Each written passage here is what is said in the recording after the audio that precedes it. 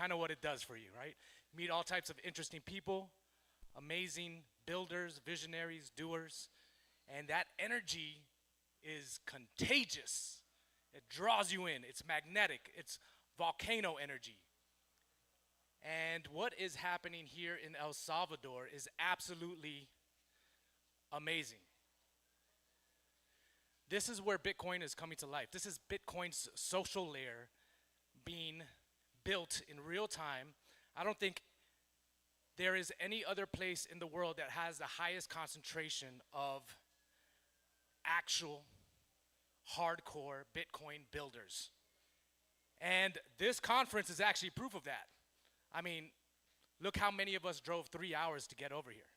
I mean, that shows how many people jumped into Uber or jumped in a ride with strangers to get over here, right? To support the guys over here in Berlin who have been working tirelessly for at least, it seems to me, 2 years. So, and right now I want to introduce those gentlemen, Jethro and Charlie. Guys, come up here.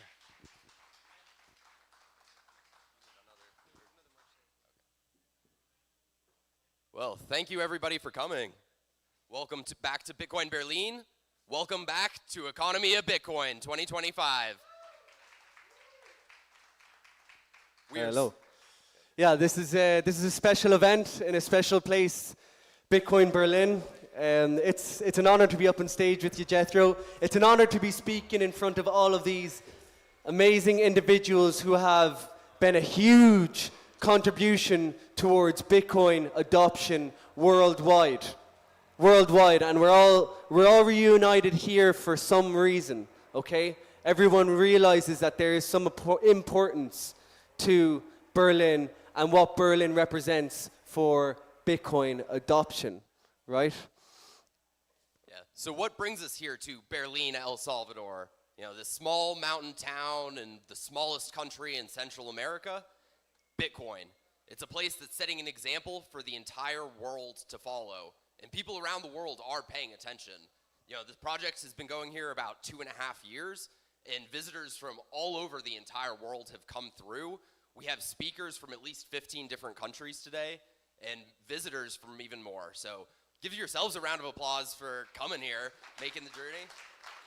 It's no easy feat. You know, here isn't, let's say, like, the comfort level. It's no Miami, as someone was saying here last night. The reason people are here is for Bitcoin's mission.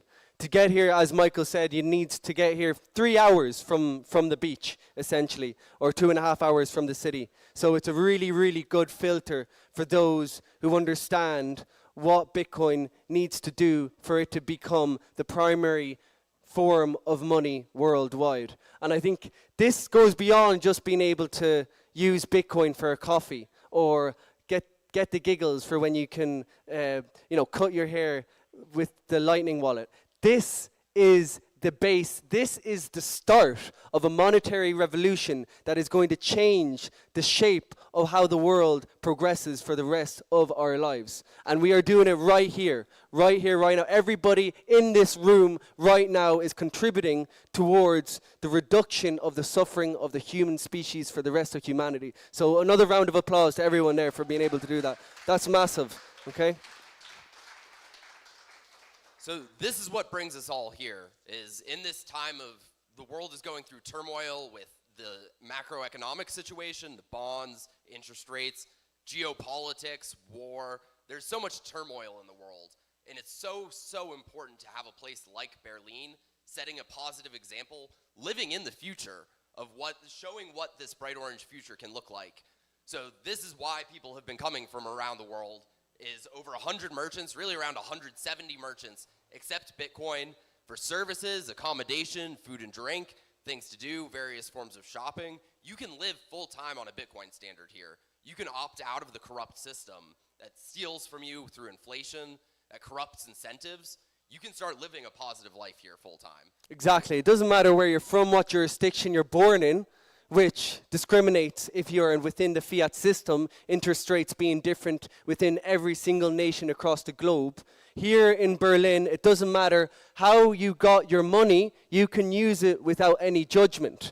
And you can come here, you can either come here as a tourist or you can settle yourself down. There's people here in the audience who have bought pieces of land around here, who have turned abandoned pieces of land into bustling coffee production businesses that are exporting worldwide for Bitcoin here in Berlin right now, and we're going to hear a little bit about that in a little while. There's individuals here who are using cutting edge technology, right? Noster, Wallet Connect, being able to use Bitcoin natively in order to exchange goods and services, which is extremely essential for anybody who realizes. There's also people from across the world, leaders from the biggest circular economies across the Americas, and then there's people from Europe who are curious to see why. Why is it that Berlin became so popular? Why is it that it grew so much? And speaking of growing so much, obviously Berlin is setting so many positive examples on the cutting edge of the emerging Bitcoin economy. But it all started with a small community. Two Salvadorians with a vision, Gerardo and Evelyn, to build out the Bitcoin economy here in their home country. Give up a round of applause for Gerardo and Evelyn. Absolute legends, but it wasn't just them. There was a full team, and Charlie here was one of the very, very first. I think you were number 2 of the internationals to move here? Yeah, Ram's down there at the bottom left, who's in Argentina now, was number 1. Well, Alan would have been here well before, and other people around, like Dave in the background, who's taking care of the live stream. And thank you, Dave. Shout out to Dave in there in the back. But this just shows how connected we are as a Bitcoin network. We are all in this together, and we cannot escape it. So we might as well pull up our socks and get to work, right? Here we are in a garage when we first started off in Berlin. A garage. Okay, we were looking for a place where we could give classes on Austrian economics and the basics of saving for the local population and the merchants. And this is basically the start. This is the chispa, as they say in Spanish, the flame that allowed for Bitcoin adoption to really proliferate here in Berlin. It wasn't just focused on you being able to use Bitcoin in the merchants, but it was a holistic approach of making sure that the social aspect was taken care of, that the education of the individuals was being taken care of, and also that there was Bitcoiners and Bitcoin flowing through the town and was retained so that it could be truly circular as a town, which is very, very important. Yeah, absolutely. The example that Berlin sets, it is one of the world-leading circular economies. Samson Mow even called it the most circular of circular Bitcoin economies. But it all started with that small team in the garage with a dream, pure grassroots, bootstrapped from nothing, and it's grown into something beautiful. And so it started around April 2023. By April 2024, we were able to organize the first edition of Economía Bitcoin. Thank you to everybody who came to that as well, by the way, and welcome back. We're so happy to see so many of you here again. Props. And we built this conference really to highlight the toolkit for building more circular economies. Because the same way Berlin didn't just stop in that garage, it grew into something beautiful. We can't have Bitcoin adoption just stop where it is. We need more and more places like Berlin. We need to take the next steps growing the Bitcoin economy as problems get worse with the fiat economy. Exactly, and only thanks to the Bitcoiners who realize the importance of the mission that is happening in Berlin were they able to contribute their energy, their capital, and their time and intellect towards bolstering out this community and making it what it is right now. In particular, with this conference, we try to highlight 4 pillars of circular economies. They are education, community, entrepreneurship, and technology. All of these are essential for the sustainability of a circular economy. Not only its initiation, but make sure that over the years that it sustains itself. Even though, just like Bitcoin, there's bull markets and bear markets, things go up and down, and that includes here in Berlin. But the good thing about Bitcoiners is that we all look into the future, and our time preference expands over time as we start to be exposed more to Bitcoin. And that same principle applies to here in Berlin, where people aren't looking at the 1 or 2 year outcome of how this town is, but how it's going to look in 10, 15, 20 years. And the base is being structured, the base is being taken care of. The children and the teenagers are learning about money, about Bitcoin, and are seeing how impactful Bitcoin is. Just as an example, we have Nicholas Bertie here showing what are the principles of a circular economy, the velocity of money, the importance of exchange, the idea of keeping Bitcoin within a system and that it not being exchanged for fiat, right? That's essential. Yes, absolutely. So a big part, so people around the world are talking about Berlin, and that includes President Bukele. So after Bitcoin Historico 10 days ago, or really 9 days ago, some of the headliners had a speaker's dinner with President Bukele after the event. And they asked him, even after the IMF deal, what does he think of Bitcoin being used as everyday money? And he said, it's great, we want more of it. He specifically said places like El Zonte, Bitcoin Beach, places like Berlin are doing a good job and we need more of it. So people around the world, the highest levels of government, the top minds in the Bitcoin ecosystem, they all see what's happening here. And it really comes back to these 4 pillars in terms of inspiring more. So education, community, entrepreneurship, technology. All of these qualities are represented among our speaker lineup today and tomorrow in both English and Spanish, because we want the orange wave to sweep across the entire world. That starts here in El Salvador, spreads throughout Latin America, and the entire world. As we can see here, these are the amount of countries that are represented here. This wouldn't have occurred if it wasn't for the foresight. What I believe is the entrepreneurial vision, let's say, of the need for not only the Salvadoreño people, not only for the Bitcoiners in the world, but the whole world in general, of what Bitcoin represents and how important it is for that. Thanks to Gerardo and Evelyn for having seen the need, right? For having seen the need, not waiting for the government to come in and build Bitcoin City, but to go through and persevere, because boy, it wasn't easy. First of all, to be able to see the vision, to be able to be taken, to be beaten down again and again and again, and still keep on going and have that perseverance. My heart goes out to both Evelyn and Gerardo. Huge respect for them. The organization, the vision, the persistence. And right now, we're going to introduce Gerardo onto the stage so that everybody can give them a round of applause. So thank you very much. Thank you, everyone. guys. Seriously, appreciate that. Welcome back to Economía Bitcoin.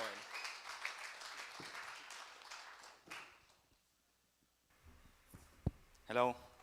Thank you, everyone.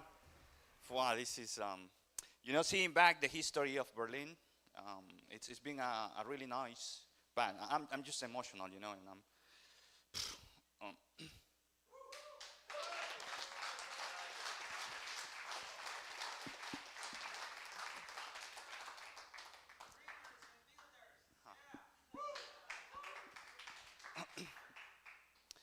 So I was talking yesterday with Darwin and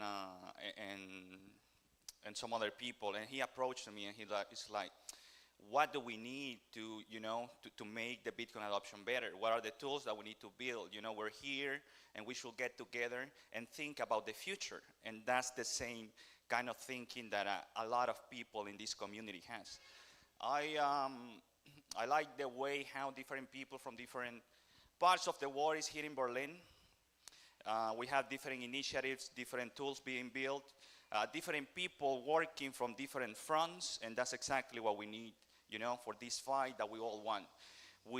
There's no better group of people that understand freedom better than this group of people. And there's a lot of people wanting to build. I know it might be easier for us to go, I heard something really good on the conference that I really like it. I don't like the whole debate about what's to be or not to be a Bitcoiner, because everyone can have their own ideas of what a Bitcoiner is. But someone said, there's the people that invest in Bitcoin, that hold Bitcoin, and are there because of, they want to get rich because of Bitcoin. But then there is the Bitcoiners, he said. There's the people that want to build, they want to get, in the field, that are fighting for this freedom revolution. And I did like that concept of, people that invest in Bitcoin and people that want to build in Bitcoin. It's two different things. And I do see here different people from different parts of the world that are building, building in our country, in El Salvador. And you can see them in their eyes when they talk about their project, you know, that they really want to build. They are not there for the money, because for a lot of Bitcoin initiatives, there's not much money in it. But they're there because of the freedom, and that's what we're doing here. So we really appreciate everyone that made it to this mountain here in El Salvador, and that are here with us. I would love to have you, you know, every day on this battle of freedom here in Berlin. But I know that you guys have your own stuff to do. We all fighting from different fronts. But for today, for this weekend, for these 2 days, thank you so much for fighting, you know, with us. Out there, you're gonna find a busy city, a city with people that, as a lot of people, the fiat system has stolen their future, you know, their time and their energy. And we have the opportunity today, this weekend, to make one step closer, you know, to this that we want. Bitcoin has become already a store of value. We're fighting here today so we can become as well a medium of exchange. And that's the opportunity we have right now.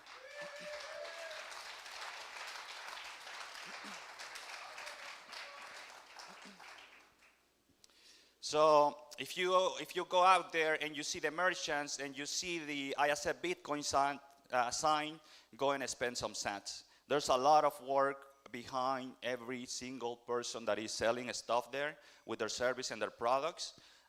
There's no better way, there's no better time for us to do this, you know, this whole freedom revolution. Never in history we had so much knowledge accumulated and right there for us. We never had this tool that we have now, which is Bitcoin. We can raise the bar of what, you know, people has known as freedom. We have a better tool now. We have everything. We are here in Berlin. When this is happening, there's no other time, you know, it's today. We are in the right time in history, right here in the right place. So let's do it.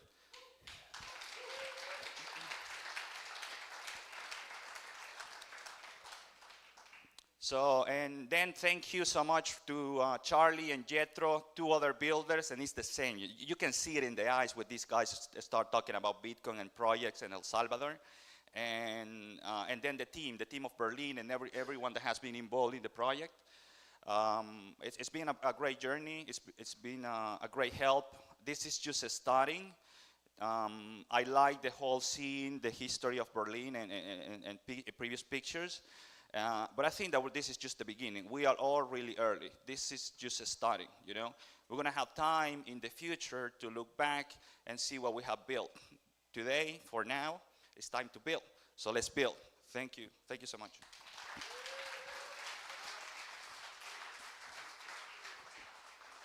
Amazing. Another round of applause for Gerardo and what he's doing over here. You know, I was reading on the history of El Salvador, and I think, you know, what dawned on me is that by President Bukele opening up this country to adopting Bitcoin, I think it's the first time in a long time that the average El Salvadoran has had a chance at upward mobility and a chance at sovereignty. And so the work that Gerardo and Evelyn are doing at the Bitcoin Center in Berlin to educate the locals, to help them understand low time preference values and the value proposition of Bitcoin is amazing. So good job, guys, and I'm proud to be here. Okay, I want to introduce to the stage, this is going to be a panel on coffee on the Bitcoin standard. Alan Jackson with the Freedom Tour. Harry.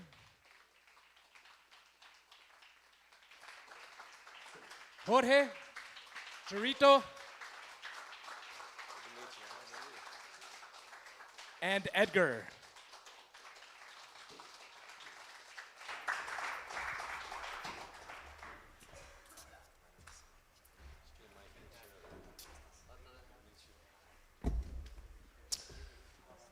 great group of people today attending Economía Bitcoin. You know, I met a young couple in May of 2023 who shared a vision. I thought, dude, I want to go to Berlin. So May 14, 2023, I arrived in Berlin to meet Evelyn and Gerardo again. And the first thing we did, found some coffee. Coffee, the elixir of life, right? So on this planet, roughly 2.5 billion cups of coffee are consumed daily among over 1 billion people. And here in El Salvador, 88% of the population believe that coffee is an essential part of their daily lives. So what a great panel to talk about coffee. We have some great people here helping us, actually working in coffee. So if you could go along and introduce yourselves, tell us what you're doing in the coffee scene and how maybe you got into Bitcoin or how you're using Bitcoin with your coffee efforts. Thank you very much. My name's Harry. I'm from Stoke-on-Trent in England, and I'm a first-generation coffee farmer here in El Salvador. Before I go on, I just want to say again, because it really needs to be emphasized, thank you to Gerardo and Evelyn, because they're the pioneers. There's always someone that takes the first step, and that's by far the hardest step. And they took that step, and none of this would happen without them. I wouldn't be here without them. I wouldn't be making coffee without them. And that's a big change in my life, you know. So I just want to say, again, thank you to Gerardo and Evelyn. And the Bitcoin Center, the Bitcoin Center, which is going strong, and it's been there ever since I moved here about 1.5 years ago. And what they do with the local community is fantastic. Teaching about Bitcoin, teaching English, really generating a lot of interest and a lot of passion in the young people. And it's really appreciated, you know. I'm living about 10 minutes away on a farm called La Cruz. I bought it about 1.5 years ago. It was an abandoned coffee farm. It was overgrown. There was a lot of weeds. They told me there were coffee plants. I couldn't see the coffee plants. I didn't even really know what a coffee plant looked like, to be honest with you. But it was a time in my life when I knew I wanted to work in coffee. It kind of came hand in hand with the time that I realized that I wanted to also put all of my money into Bitcoin. So I thought, well, I might as well try and combine the two together because, well, I can't live without Bitcoin. And coffee seems to go well with Bitcoin. You figured that out as well? So I got the farm about 1.5 years ago, and just been working at it piece by piece, really, kind of learning as I go along, working very closely with the local community, and trying to get the place to a position where, well, it looks good, it's producing, and it's profitable, and it's a rocky road. It's tough, but bringing it back to Bitcoin, it would be basically impossible without Bitcoin. I wouldn't have done it without Bitcoin, because I suppose financially Bitcoin it slows time down for me, and I hear that from a lot of other Bitcoiners. And big projects like building a coffee farm is a long-term thing. So you've got to slow yourself down. You've got to really slow yourself down, and Bitcoin allows that. But it's not just that. It's the Bitcoin is probably the best customers I've ever had. They all love coffee, so that's a start. And they love spending Bitcoin, and they love supporting companies or projects which use Bitcoin or which promote Bitcoin. So, like, growing coffee, processing coffee, waking up super early, putting all that hard work in, when you have the reaction from the Bitcoin community with the sales and watching them enjoy the coffee and like just being fascinated with the project and showing genuine support, that keeps me going. It really does. And sorry, I'm going on a little bit now, but yeah, that's me.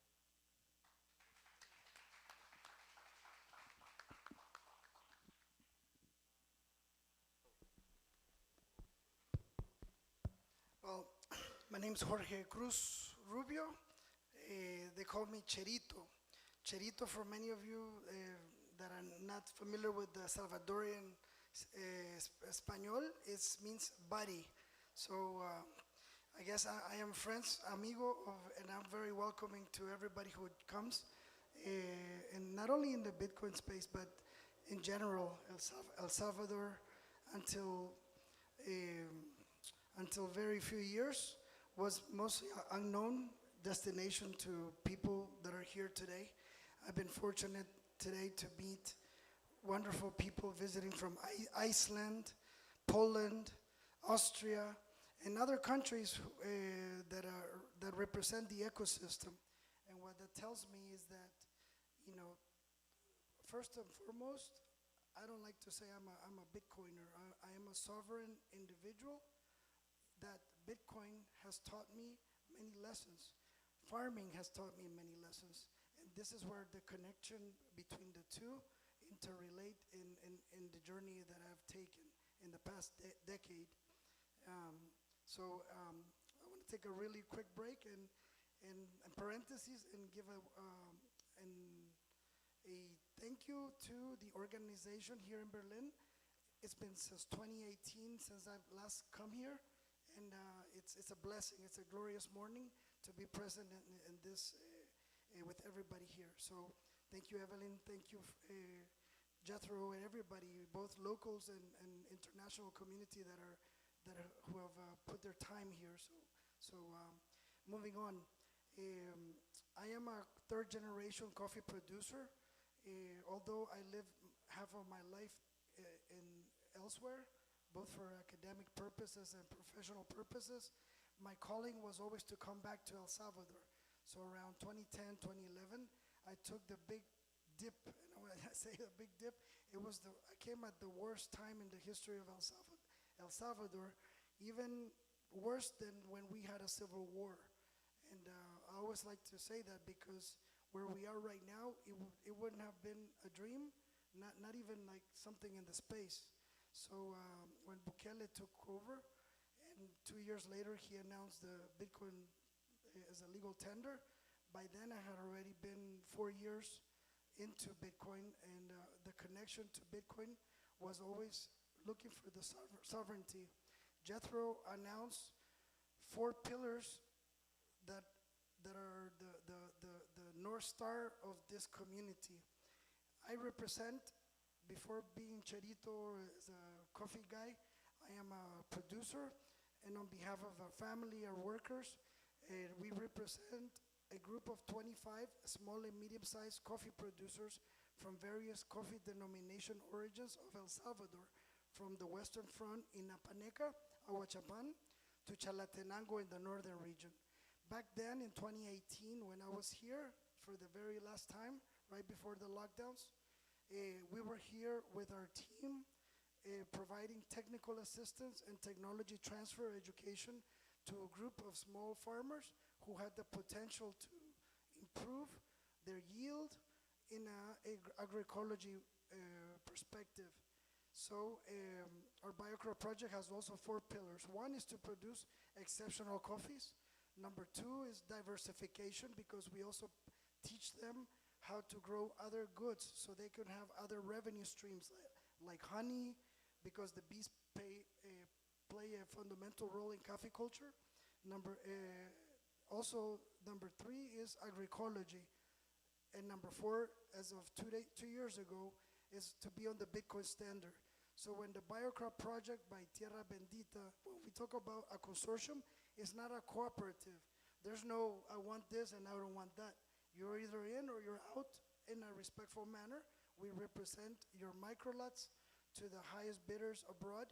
And when we export and ship to Singapore, China, US, Canada, and now in Europe, we leave a very limited and very scarce part of the crop, which we call the reserve lot, for our Bitcoin community under the Satoshi brand, under the Satoshi story, because each sat inside the bags represent our proof of work, time, and the energy throughout the whole year. So that is what I tell people that is my connection, because we're not competitive at mining, but we're competitive at producing some of the coffee beans in the world. So thanks to the community, we're able to annex ourselves into a circular economy, of which we're very proud to be in. I'm not an educator. I just try to show people by being visual and letting them receive some stats, and then letting them ask questions. And this is when we try to approach educational folks so they can join our community in Chalatenango or Ahuachapán. So thank you again. And oh yeah, one last thing. When I say agroecology, it's the science of mycelium. That was my connection also, because the mycelium, everything that connects the earth, everything that connects all the trees, was my conversion back around 2017, 2018, and to Bitcoin also, because when the earth gets attacked, the earth protects itself. As Harry mentioned, the weed and everything, it's in Spanish, it's called maleza. Just when you say maleza, it already has a bad connotation, because mal is the opposite of good.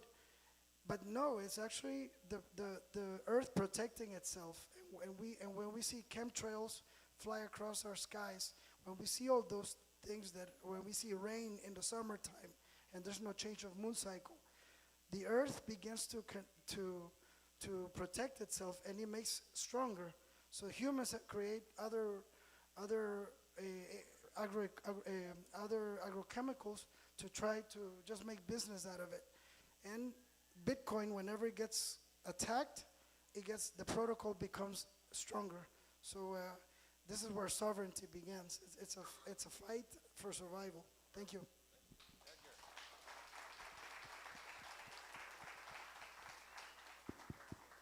All right. Hello. Okay. Hi everyone. So like you can see, I'm Edgar. I'm Berlin guy. So I was born here in Berlin. A little bit about me. I'm 20 years old. I'm studying the University about public accounting career. So I feel so happy to be able to be in front of you and to be able to talk about Bitcoin and coffee. Because as you know, coffee makes Salvador to be El Salvador. So I'm happy to be able to talk about it with them. So well, 1 year ago, I was be able to meet Harry. So we started the project La Cruz, the coffee farmers that nowadays he is the owner next to somebody else. So I'm working with them with accounting stuff.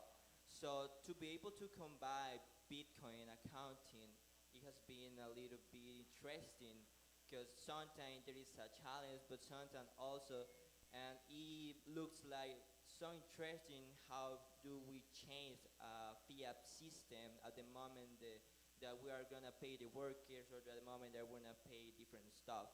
And so, and also I'm so happy to be able to explore the coffee work, because coffee means a lot of things here in El Salvador, and to explore the work next to them, that's something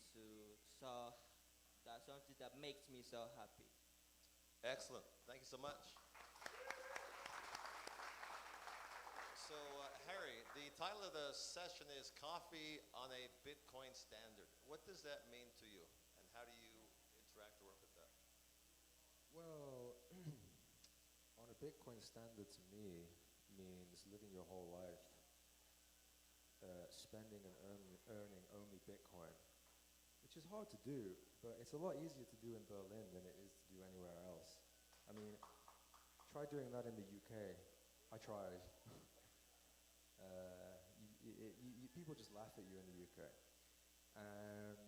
So a part of my original plans for the project, before I really knew much about coffee agriculture or processing or roasting or brewing or anything, I realized that Bitcoin was going to have to be incorporated into global trade at some point. And coffee is one of those commodities which is obviously very global. And as Chorito kind of inspired me to do himself is how to really innovate with Bitcoin, which you've been doing quite admirably, and how best to make it work in a way that's really going to benefit people, rather than just as this sort of gimmick, like Bitcoin. We are a Bitcoin company, so the Bitcoiners buy all of our coffee. That's great, but how are we actually going to use Bitcoin to improve the relationship between the roaster and the farmer and the customer and the barista and all of this? And I really believe it's possible. And we're still very early. Just everything Bitcoin related feels like we're just so early.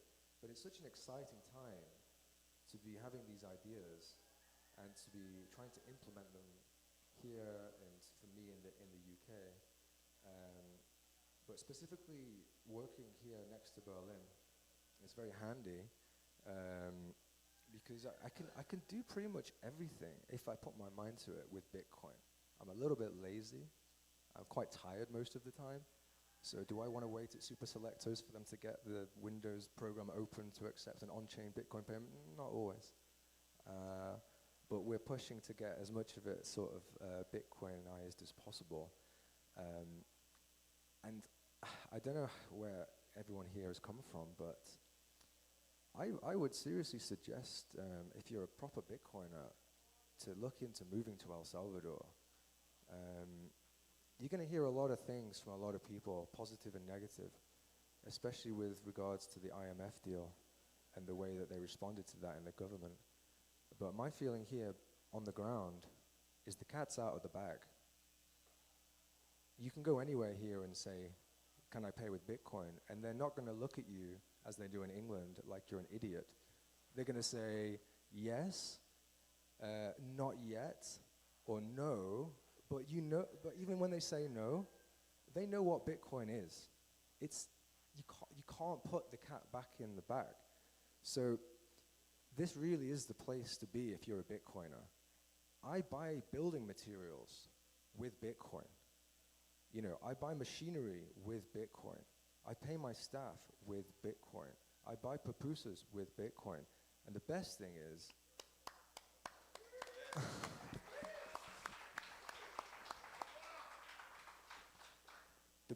is, I'm earning Bitcoin. So now you might have noticed the price of Bitcoin is going a little bit in the wrong direction. Well, if you've got products to sell, that's not all such a bad thing. So bear that in mind, okay? It really alleviates any of that sort of market fluctuation stress that you may or may not be feeling. Yeah, so it is a massive part of what I do, obviously. So, Jorge, how do you deal with the volatility of Bitcoin with your customers and your employees? Well, yeah, as Harry mentioned, right now the dip has been always a challenge. This kind of fluctuations, especially in our cash-driven industry like coffee, and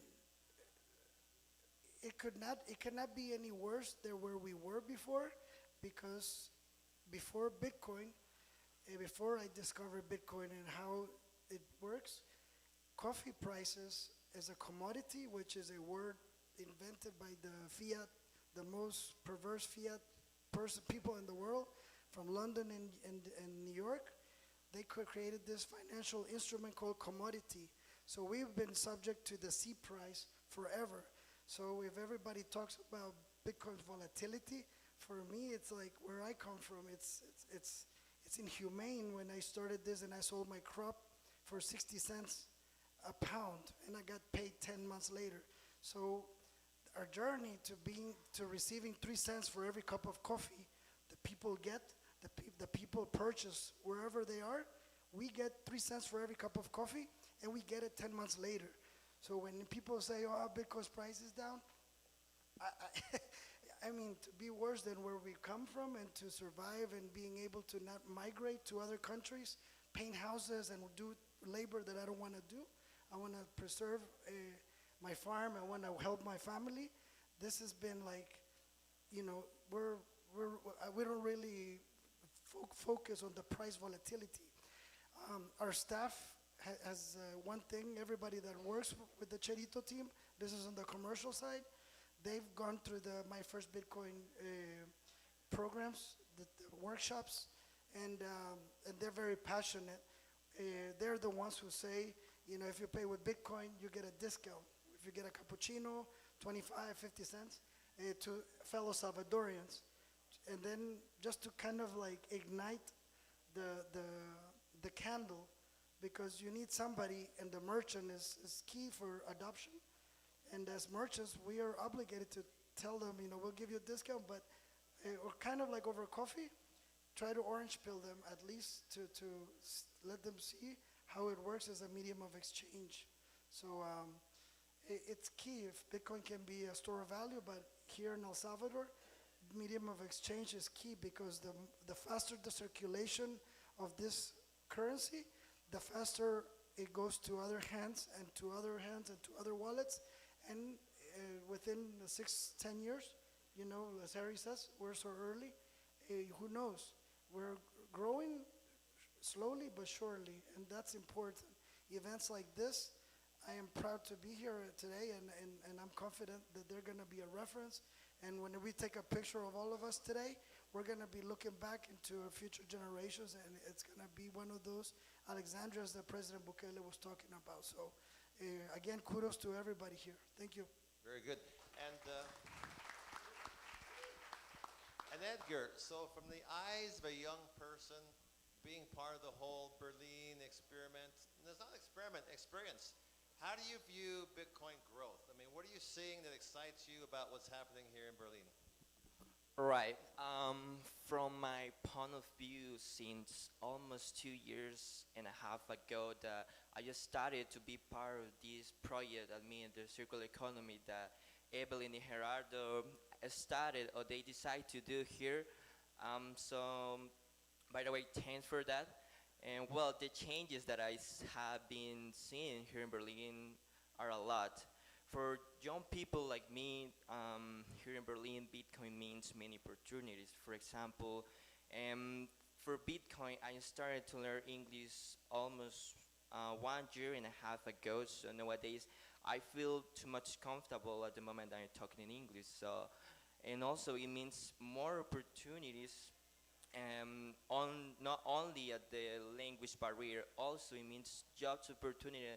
Because, like I said before, I'm working with Harry in the coffee environment.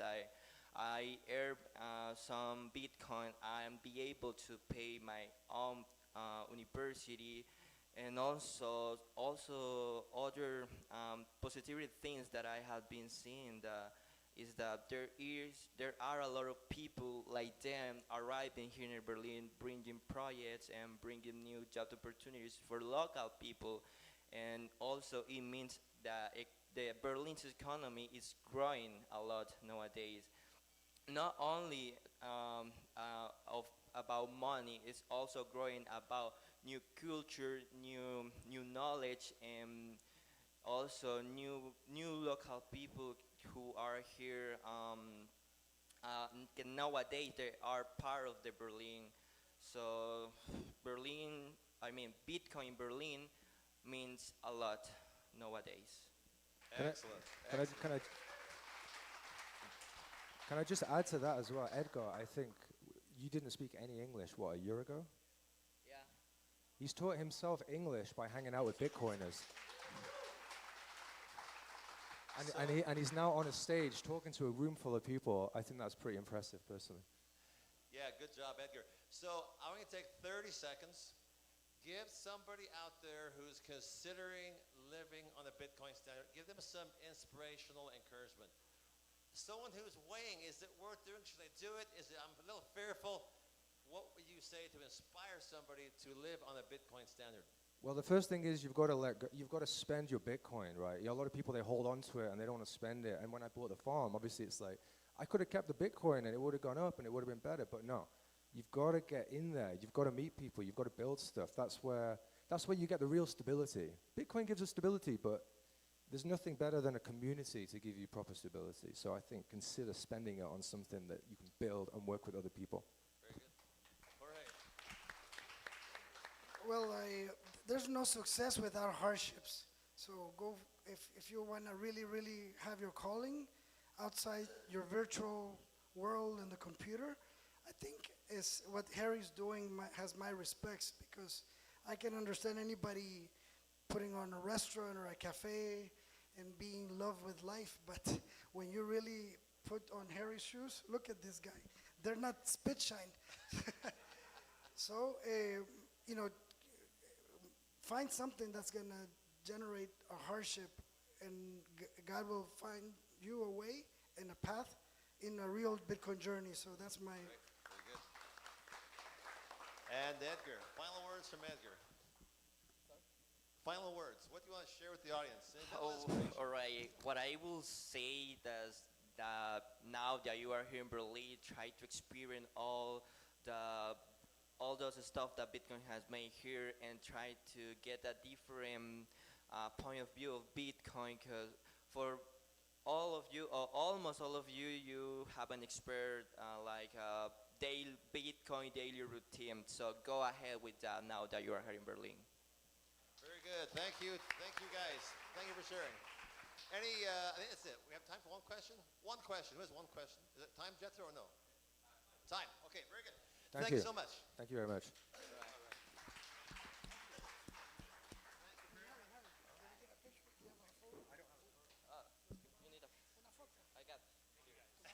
Thank you, guys. Picture. All right. While they're taking a picture, I'll just share 2 takeaways from that panel. 1, coffee seems like El Salvador's original proof of work. You can't print coffee beans, right? You actually have to take energy and human labor, combine it. You have to plant the coffee crop.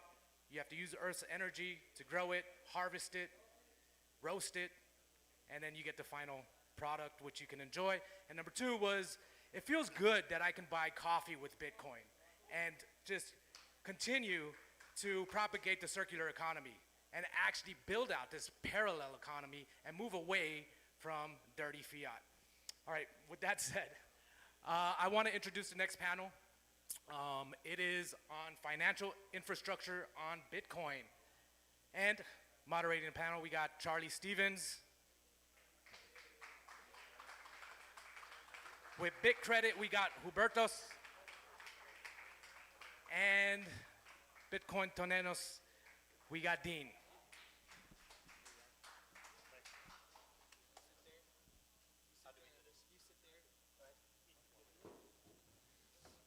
Hi guys, this is an honor once again. So we've got 2 heavy hitters here, Dean and Hubertus, who've done their miles across the Bitcoin ecosystem across the world over the years. I've seen Hubertus adopting Bitcoin years ago, listening to him talk about BitCredit, and I'm really admired with the persistence of the belief in that the world needs this product for Bitcoin to be used as a primary form of money. I'm going to let Hubertus introduce what his product is right now, BitCredit, and why this is so important in this world. And Dean, well, you know, I just got to meet Dean this year, and I was very skeptical straight away, not going to lie. And the more I learned about Dean and what he's been building for years, the more my mind was blown, and the more I started to realize how necessary it is to start building infrastructure, financial products on top of Bitcoin so that we can function as human beings. You know, the stock market, the credit markets, every single market that we see have gained complexity, but they've been built upon the dollar, which is decomposing away. So we need to make an effort here on Bitcoin to start and think through things and start to develop different types of financial infrastructure that smoothens the process of transacting, of saving, of being able to exchange goods and services, of reducing risk, which we're going to talk about in today's panel. So Hubertus, can you please give us a bit of an introduction onto BitCredit? Not too long, just give us a quick introduction and we'll go through a few questions. Yeah, thanks, Chris, for this Charlie, for this kind introduction. I guess to start off, I think we all have our opinions, what is needed so that Bitcoin, so that it can fix the world. And it's all rooted in what we know. And two very important elements come together here in Berlin, which is why I'm so happy to be here. They are the people who had the energy to build up the local circular economy. Of course, Charlie, Jethro, all the others here of the team. And then we have people like Harry, who just talked, and Cherito, who are also very crucial because they already try to put Bitcoin in the production and supply chain, which is where Bitcoin currently stops. Now my background as an Austrian economist from Austria, so I do the Hayek,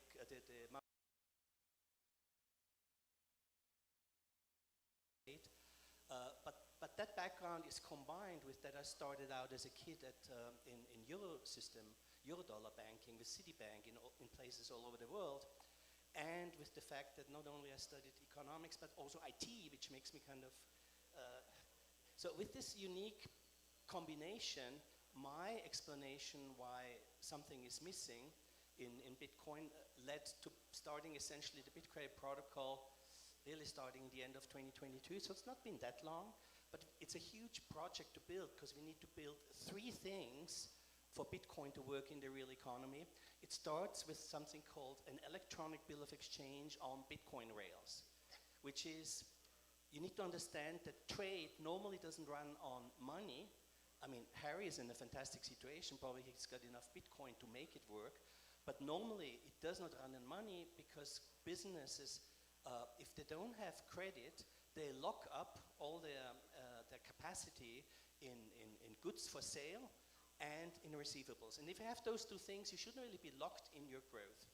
So there's this bills of exchange system which is now ready, and it's free, open source, anybody can access it.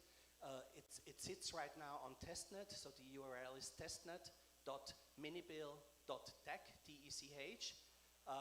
So that's the first element. The second element, and it targets B2B businesses like the coffee farmers, and I hope that we can get a coffee-based global circular economy starting from here. The next thing which is needed is something called Bitcoin credit means. We call them wildcats. And what the wildcats do essentially is they take this peer-to-peer credit created between business against proof of work, which is the goods they have, and they fragmentize it into Satoshi-sized pieces. And they represent it in a new form of non-custodial eCash, BitCredit eCash, which joins the other two eCash types in Bitcoin, with which you can essentially use the third application, which is a Lightning-style wallet with which you can pay with eCash. Now, eCash is kind of a fantastic thing. You can transact pretty much without scaling problems. It's totally private. It has no fees, and it's, so to say, paid within, let's say, 150, 200 milliseconds in vicinity and no more than 400 international. So that's the three elements of BitCredit protocol, and we're pretty close to completion that system so that Bitcoin can go into the next level of adoption with businesses. Okay, well, I want to go a little bit more in depth as to what the problem is with not having bills of sale in circulation, so that people can really feel the need of a bill of sale, an electronic. We'll cross that now after introducing Dean. Just a very interesting point. Both Dean and Hubertus have set up in banks before in their life, one in Austria and one in Germany. So the guys have been heavily involved in investment banking throughout their life, and now somehow have found themselves in Berlin, in El Salvador, talking about how the world is going to be taken over from Bitcoin. So I want to, it comes from all angles, not just the people who are accepting Bitcoin on the merchant side, but people who have been in the traditional financial industry and want to be able to develop products on that. Dean, please, can you highlight the big problem that exists now that Tontines sets to solve, and give us a bit of background as to the problems in the insurance industry and the problems with people growing older and not have enough money to keeping them going. Thanks, Charlie. If I can just start off by saying, first of all, I'm sure we both refer to ourselves as reformed investment bankers rather than ex-investment bankers. Just a word on Charlie. I got to know Charlie properly only over the last couple of months. I've been in Bitcoin technically since 2011. This guy forced me onto the Bitcoin standard over the last couple of months. And quite frankly, it's so much easier. It's, you know, I wish I had done it earlier. It's just giving the kids money, letting them go spend it, and everything else is so much easier to run on. In respect of Hubertus, I came to adopting Bitcoin last year, and I was blown away by the quality. I think you were involved in organizing that. But I've been saying for years one of the biggest opportunities for Bitcoin is trade finance.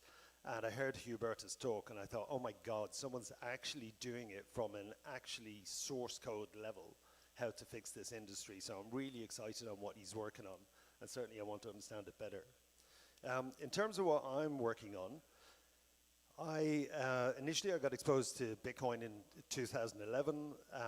The first transaction I was focused on was trying to buy empty GOX, and I realized it's just too early. We can't do stuff like this. 6 or 7 years later, I find myself solving this problem for my mother and her friends in the golf club. They've all retired to Spain. They've got a certain amount of money set aside, but they don't know how long they're going to live. So if you don't know how long you're going to live, you don't know how quickly or slowly you can spend your money to avoid running out of money in old age.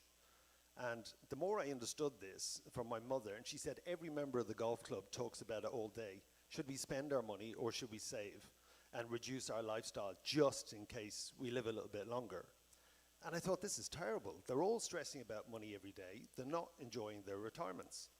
So because I've got a background in investment banking, because I've structured insurance companies, reinsurance companies, I go looking at this thing called an annuity, which is a financial instrument issued by insurance companies that pays you a fixed income for the rest of your life. Like a pension. Yeah, essentially how most pensions work. So I'm reading all the documents for these annuities, and I'm thinking, this is absolute bullshit. There's no way I'm going to put my mother or her friends into these products because there's so many fees and so many caveats put into these products. I just don't know what they are. As well as an exponentially increasing inflation rate due to the level of debasement that occurs, right? Yeah, so the whole insurance industry sells these products, and the pensions industry, based upon the fact that it doesn't matter how much money you've got, you put it in, we'll give you a fixed income for life. They completely ignore inflation. So essentially, once you've locked yourself into that product, you're guaranteed that your quality of life is just going to go down and down over the years. And that's why, as it is the most hated financial product in the world, because everybody realizes that once they buy it, they're locked into an ever-decreasing lifestyle. Cool. So there's a serious problem. The problem being that people are stressed out about running out of money as they grow old and starting to rely on their kids or on the state in order to sustain themselves, which only causes problems and causes people's life quality to decrease.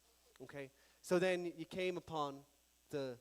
Yeah, so in 2017, I started reading these papers that everybody had written about something called a tontine. And I thought, what the hell is this? So the more I read about it, the more I'm thinking, actually, this is incredible. It's a very natural type of pension. And if everybody got one of these, they'd end up getting, they'd no longer have to stress about running out of money. They'd actually be able, mathematically, we've worked out, to double their spending every month in old age, and they'd never run out of money, even if they lived to age 120. So I started contacting everybody around the world that had spoken about them and said, is there an example live? And all they kept telling me is, well, we haven't solved this problem or that problem or that problem. And I realized that I knew the answers to all these problems. And one of the experts said, oh, you should patent that. So I did. And here we are 7 or 8 years later. The OECD has said that tontines are so much better for governments and for retirees that they should be made mandatory by default in the 38 of the most developed countries in the world. In August this year, Trump passed an executive order stating that every American should have access to tontines for retirement. Yeah, so just to explain tontine, as how it works is, do you mind, Dean? You go into a member pool and go ahead. So I think just for the sake of brevity to be able to explain it, if we can imagine everybody in this room, let's say we've got about 50 people.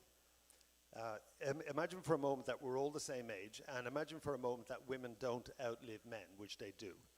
We all stick a Bitcoin into a trust in your name, but the agreement we have between us is that if we're dead, we don't need the money. So now we start receiving a monthly income for the rest of our life, paid in Bitcoin, and the idea is that as inevitably some of us are going to pay Bitcoin that people no longer need to top up the remaining accounts of everybody else. And this mechanism we've mathematically more or less perfected, that it will guarantee you an income over time if you live to age 120. And most significantly, the income rises. Interesting. I want to dive in a little bit deeper.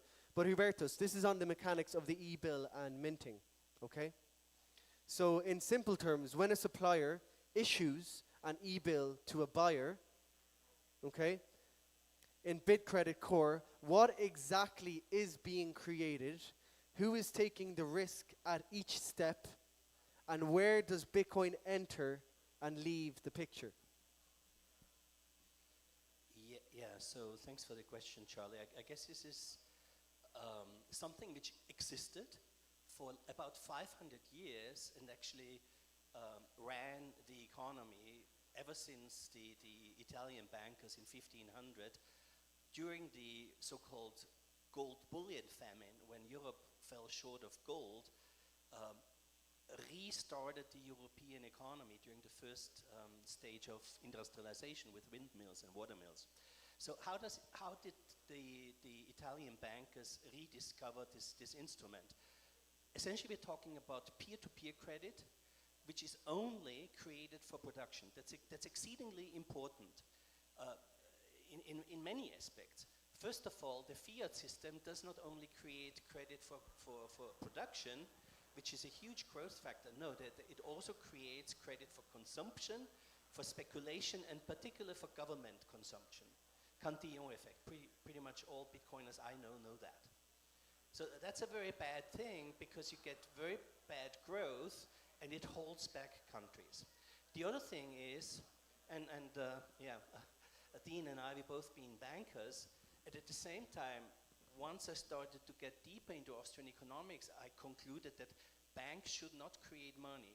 The central bank should not create money, commercial banks should not create money, mortgage banks should not create money, and yet it's so easy for them to create book money out of thin air.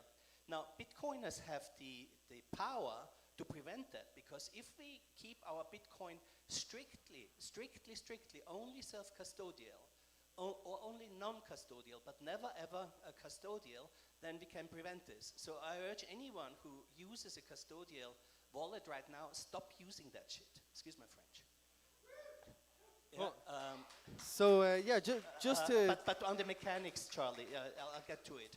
So what's happening is Bitcoin right now is not able to be adopted in trade and industry because you can get credit, fiat credit, shitty credit, only from the fiat system. We have not yet a protocol which is verifiably only done after proof of work in the real economy. When the real economy has produced something, when we have produced something, when Harry or Cherito have produced coffee, when the guys in Guatemala have produced cocoa, and they're stuck in the fiat system over there because the presumption in the banking system is that all of Guatemalans took drug money. Yeah, they're being cancelled for that in the fiat system. And there's actually $2.5 trillion in world trade of the poorest countries, which are blocked and keeping those countries poor because the fiat system blocks it. With Bitcoin, we can unblock it because merchants can issue bills of exchange to each other, peer-to-peer, direct. And your question was... So let's use an example. Harry produces coffee, and he wants to send the coffee to Northern Ireland. Instead of the buyer in Northern Ireland sending Harry sats, Harry produces an e-bill and sends it over to the man in Northern Ireland. Who holds the risks? What are the consequences of this? What exactly is he issuing? And who has governance over what he is issuing? Yeah. Okay, so he is issuing a so-called bill of exchange, which is in all the major countries in the world, And I hear from the parliament here that also El Salvador is jumping on the international standard for this. So El Salvador will very soon also have this Bill of Exchange law, which is pretty much unified all over the world, which is the only thing you need for this system to work. You don't need any financial laws, any special banking laws, heaven forbid. So will be perfectly legal even here. Right now there's some differences. So yes, so Harry sells to somebody else, for instance a coffee chain, which says, okay, in order to do that, I first need to roast the coffee, I need to ship it out into my coffee restaurant chains, coffee shop chains, and then some people need to buy it. So what's happening is they will say, okay, in order to make trade flow, I need 30, 60, or 90 days trade credit, which is a very normal thing in the fiat system. But currently, companies have gotten addicted to taking that credit from banks. And remember, banks should never create money. What happened before fiat times was there were so-called discount houses. Discount houses took in those bills of exchange and gave liquidity to the merchants. So they could pay their workers, pay their rent, pay their expenses, and stay liquid. Because Bitcoin does solvency. BitCredit does liquidity. Liquidity keeps trade flowing. So on the risk, that's the other great thing. The fiat system is an accident waiting to happen. One bank, not even a big bank, triggers fears that the whole system falls down, which is why in 2022 there was the bailout of Silicon Valley Bank, which shouldn't have happened, yeah?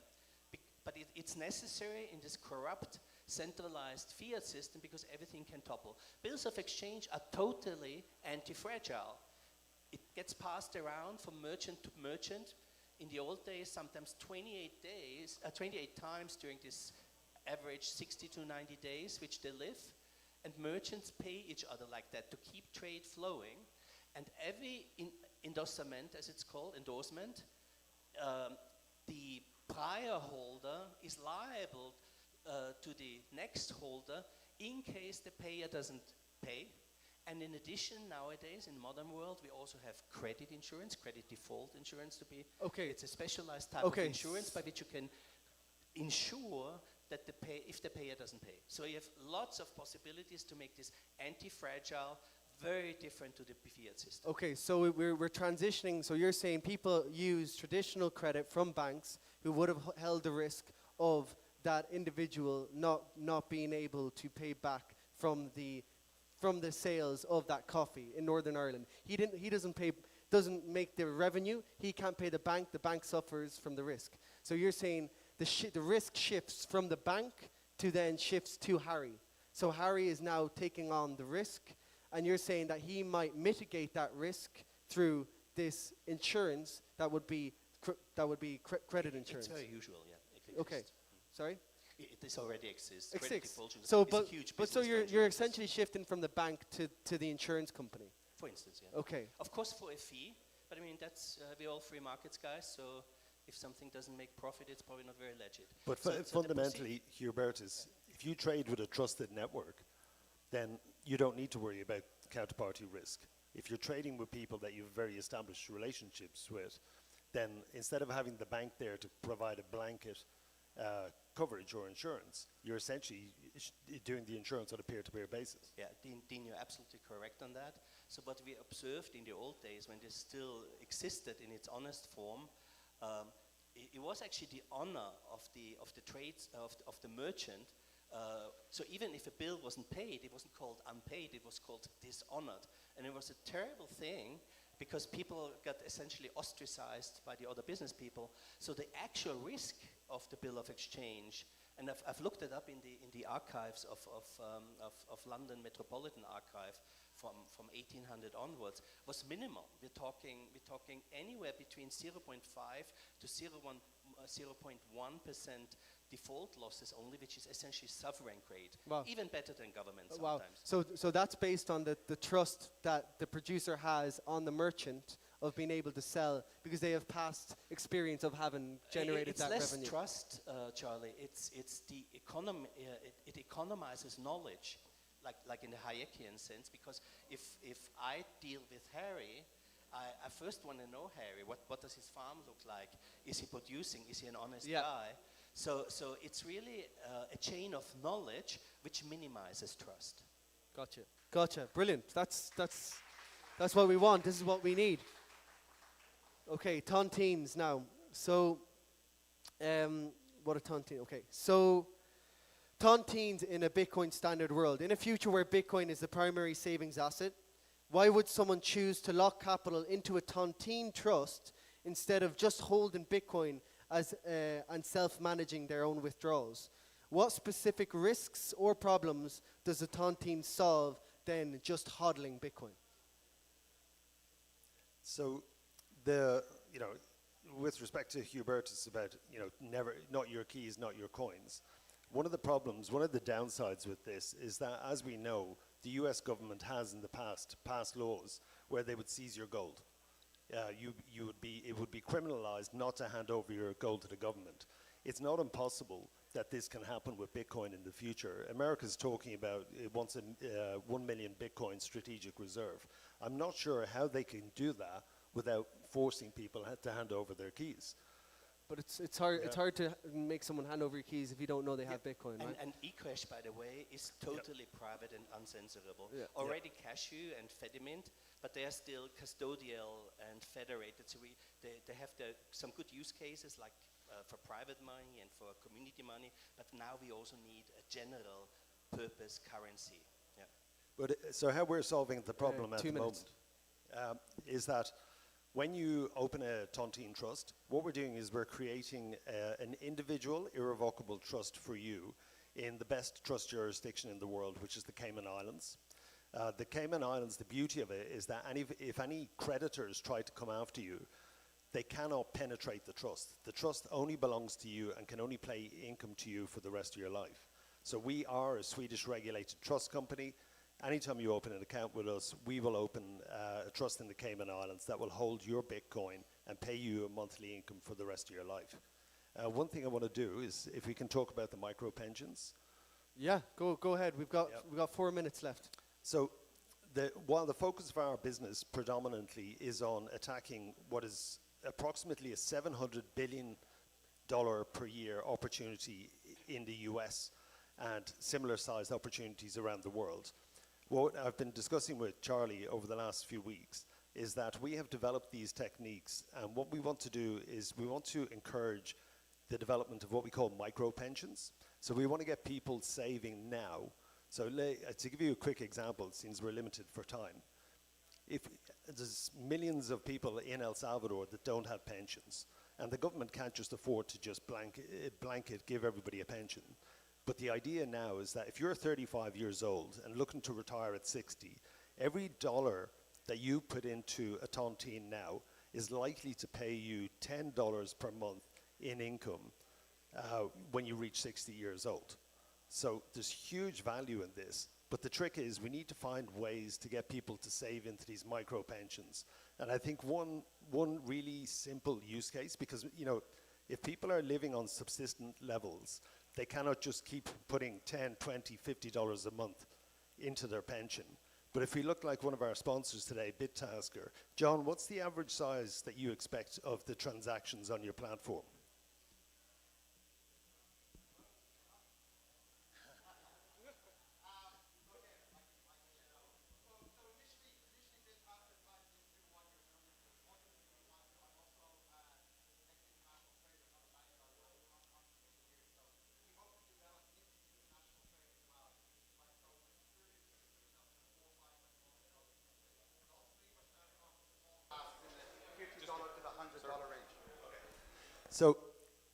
So the answer I need, let's say it's $50 right now for every job.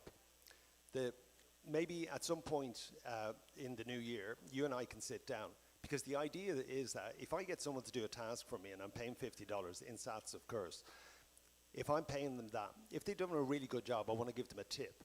But the question is, what is better? Give them a $20 tip now that they'll probably go and spend, or can I just tip it into their tontine pension?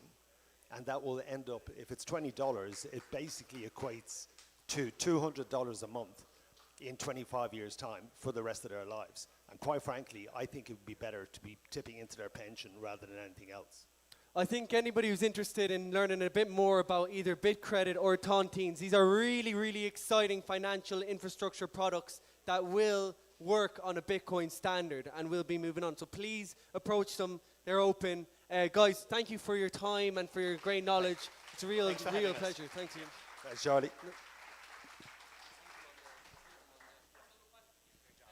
Amazing. Picture. Amazing. I gotta admit, a little of that went over my head, but I'm glad that people are thinking about this problem. I know when I first discovered how the fiat system worked, I liquidated all my retirement accounts, paid the penalty, and went into gold and silver because I realized just how evil the fiat system is, and that I probably wouldn't even recoup the value that I put into it. So glad these guys are thinking about it. Thank you, gentlemen. I want to introduce to the panel, this is Traveling the Bitcoin World, and we'll start with the host of this panel, Pamela Posada, YouTube strategist. If you haven't seen her thumbnails, they are some of the best. Abner Lopez with Bitcoin Travel, Napoleon Osoro with BitDriver, and Jordi, you guys want to come on? Jordi Lunch with Satlantis. Hello? Okay. Good morning, everyone. I'm so excited to be again in Berlin. This is my second time. I know the first time I was at the beginning this conference started, so it's really good to see how this is improved. And we are not only, we're going to talk about now about traveling with Bitcoin. That, I mean, to me it's very excited because first, I don't want to talk too much about myself, but I'm a nomad, so to me it's very important to be living in the Bitcoin standard some way. And these guys here, we have three different companies here that represented how we can travel around the world with Bitcoin. So, well, first I want to start to introduce a little bit of themselves, just to have a little bit idea about them, and then they're going to start talk about a little more about in the discussions. So first we have Abner, who is represented travel with Bitcoin. So who those don't know, he's the platform works to booking hotels and booking flights with paying with Bitcoin. So that's really good. And then we have Napo, who the ones that are, well, he's the founder of BitDriver. I think that maybe you know him more than everyone. So Napo started with a taxi driver. Now he also renting with Bitcoin and also offering like tourist guides or tourist experience here in El Salvador. And then we have Jordi, who is the one who representing Satlantis. So for the ones that don't know about Satlantis, it's a platform that helps Bitcoin travelers, connect Bitcoiners in different events in communities between the platform. This is also is part of the Nostr clients, so we are going to talk a little bit about those. So for first, it's going to start. We're going to start with Abner, and we are going to ask him, why do you think more people want to buy flights with Bitcoin today to compare with 2 or 3 years ago? Okay. Well, first of all, it's an honor to be here with you guys as part of Bitcoin Travel. So I'm a backend team leader, so I'm basically in charge of the platform itself. And as a Bitcoin Travel team, we're focused on making it easier for people. So what we want to do is to provide a real use case, a real scenario, so that people don't feel like they are spending their Bitcoin, but they're actually using it. Right now, with over 250 airlines, and with more than 2.5 million hotels integrated into our system, we make sure you can fly wherever you want, and you can also stay at the place that best suits your needs. You know, with just a couple of clicks, with just a few personal details, you can easily get a flight ticket or a hotel reservation. That's basically what we're working with. Compared to 2-3 years, so we basically have like reduced the friction so that you can easily get what you want while using Bitcoin. So if you're in the Bitcoin world already, we're like an option for you to use it. You know, you can just go ahead to our platform. We have a lot of hotels and flights as well. You can use it in there. And for the ones who don't know what Bitcoin is, for the one who do not understand it, for the ones who maybe have never understand or heard about Bitcoin, we are actually, and we have the potential to be that first touch with it, the first interaction with Bitcoin.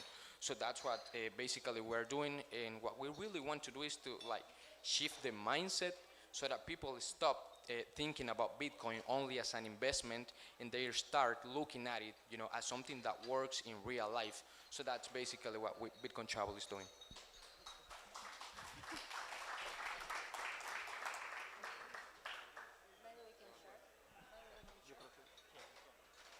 Well, we're gonna continue with Napo. I'm gonna ask the question in English and then in Spanish. So first, well, you've been in here in El Salvador for a long time, maybe the beginners here. So for example, when travelers arrive in El Salvador, what they surprise them the most about using Bitcoin, or for tourist taxis or whatever other experience they have. For example, cuando los viajeros vienen aquí a El Salvador, ¿qué es lo que más les sorprende al usar Bitcoin para moverse, tomar un taxi o hacer turismo? Pues definitivamente, bueno, perdón por mi respuesta en español, estoy aprendiendo inglés.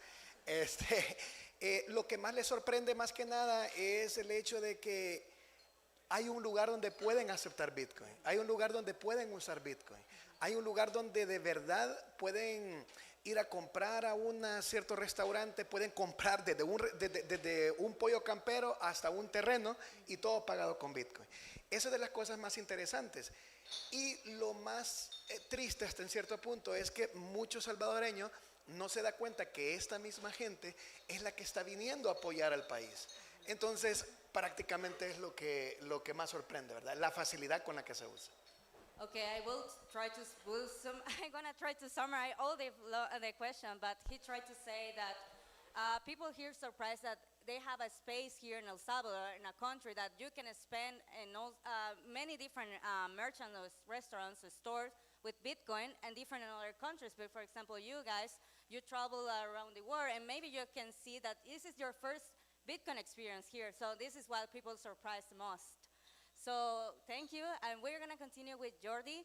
Well, Jordi, you've been helping to create more events, and well, one of the things that people really interested about is like, sorry, I just confused a little bit. About how is Atlantis helping travelers connect with Bitcoin communities around the world? Because your project is not based just in El Salvador. So how this can work? Right, so I'm Spaniard, I come from Spain. I buy my trips maybe using Bitcoin Travel, but it gets me to San Salvador. But then I want to come to Economía Bitcoin, so I take a taxi with BitDriver. But the ultimate goal is to get to a place like that. So on Atlantis, what we do is like, we are connecting people through in-person events. And we do all this focusing on circular economies, Bitcoin meetups, masterminds, all type of events that happen around Bitcoiners around the globe, with the focus of meeting and connecting one with another. Well, thank you so much. Well, when we are talking about the experience about hotels, I would like to ask it like, for example, when you're from booking a flight to paying, we are talking about we have the full experience, but from booking a flight tickets to have a rental car or have a taxi driver, I would like to know, for example, I'm sorry, I'm a little confused here. What do you think about, I'm sorry. Well, what do you think about hotels experience here in El Salvador? I mean, you're already talking about that you have the platforms, but how this can be improved in the future?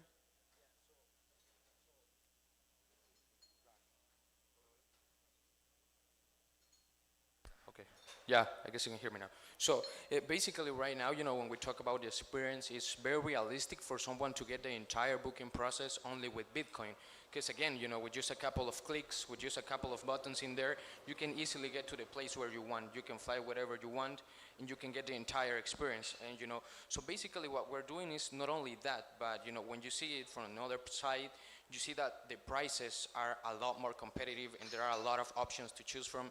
And something really key for us is privacy, because you don't even have to log in to get your reservation. If you just provide your first name, last name, and email, that's basically it, and you can get your reservation.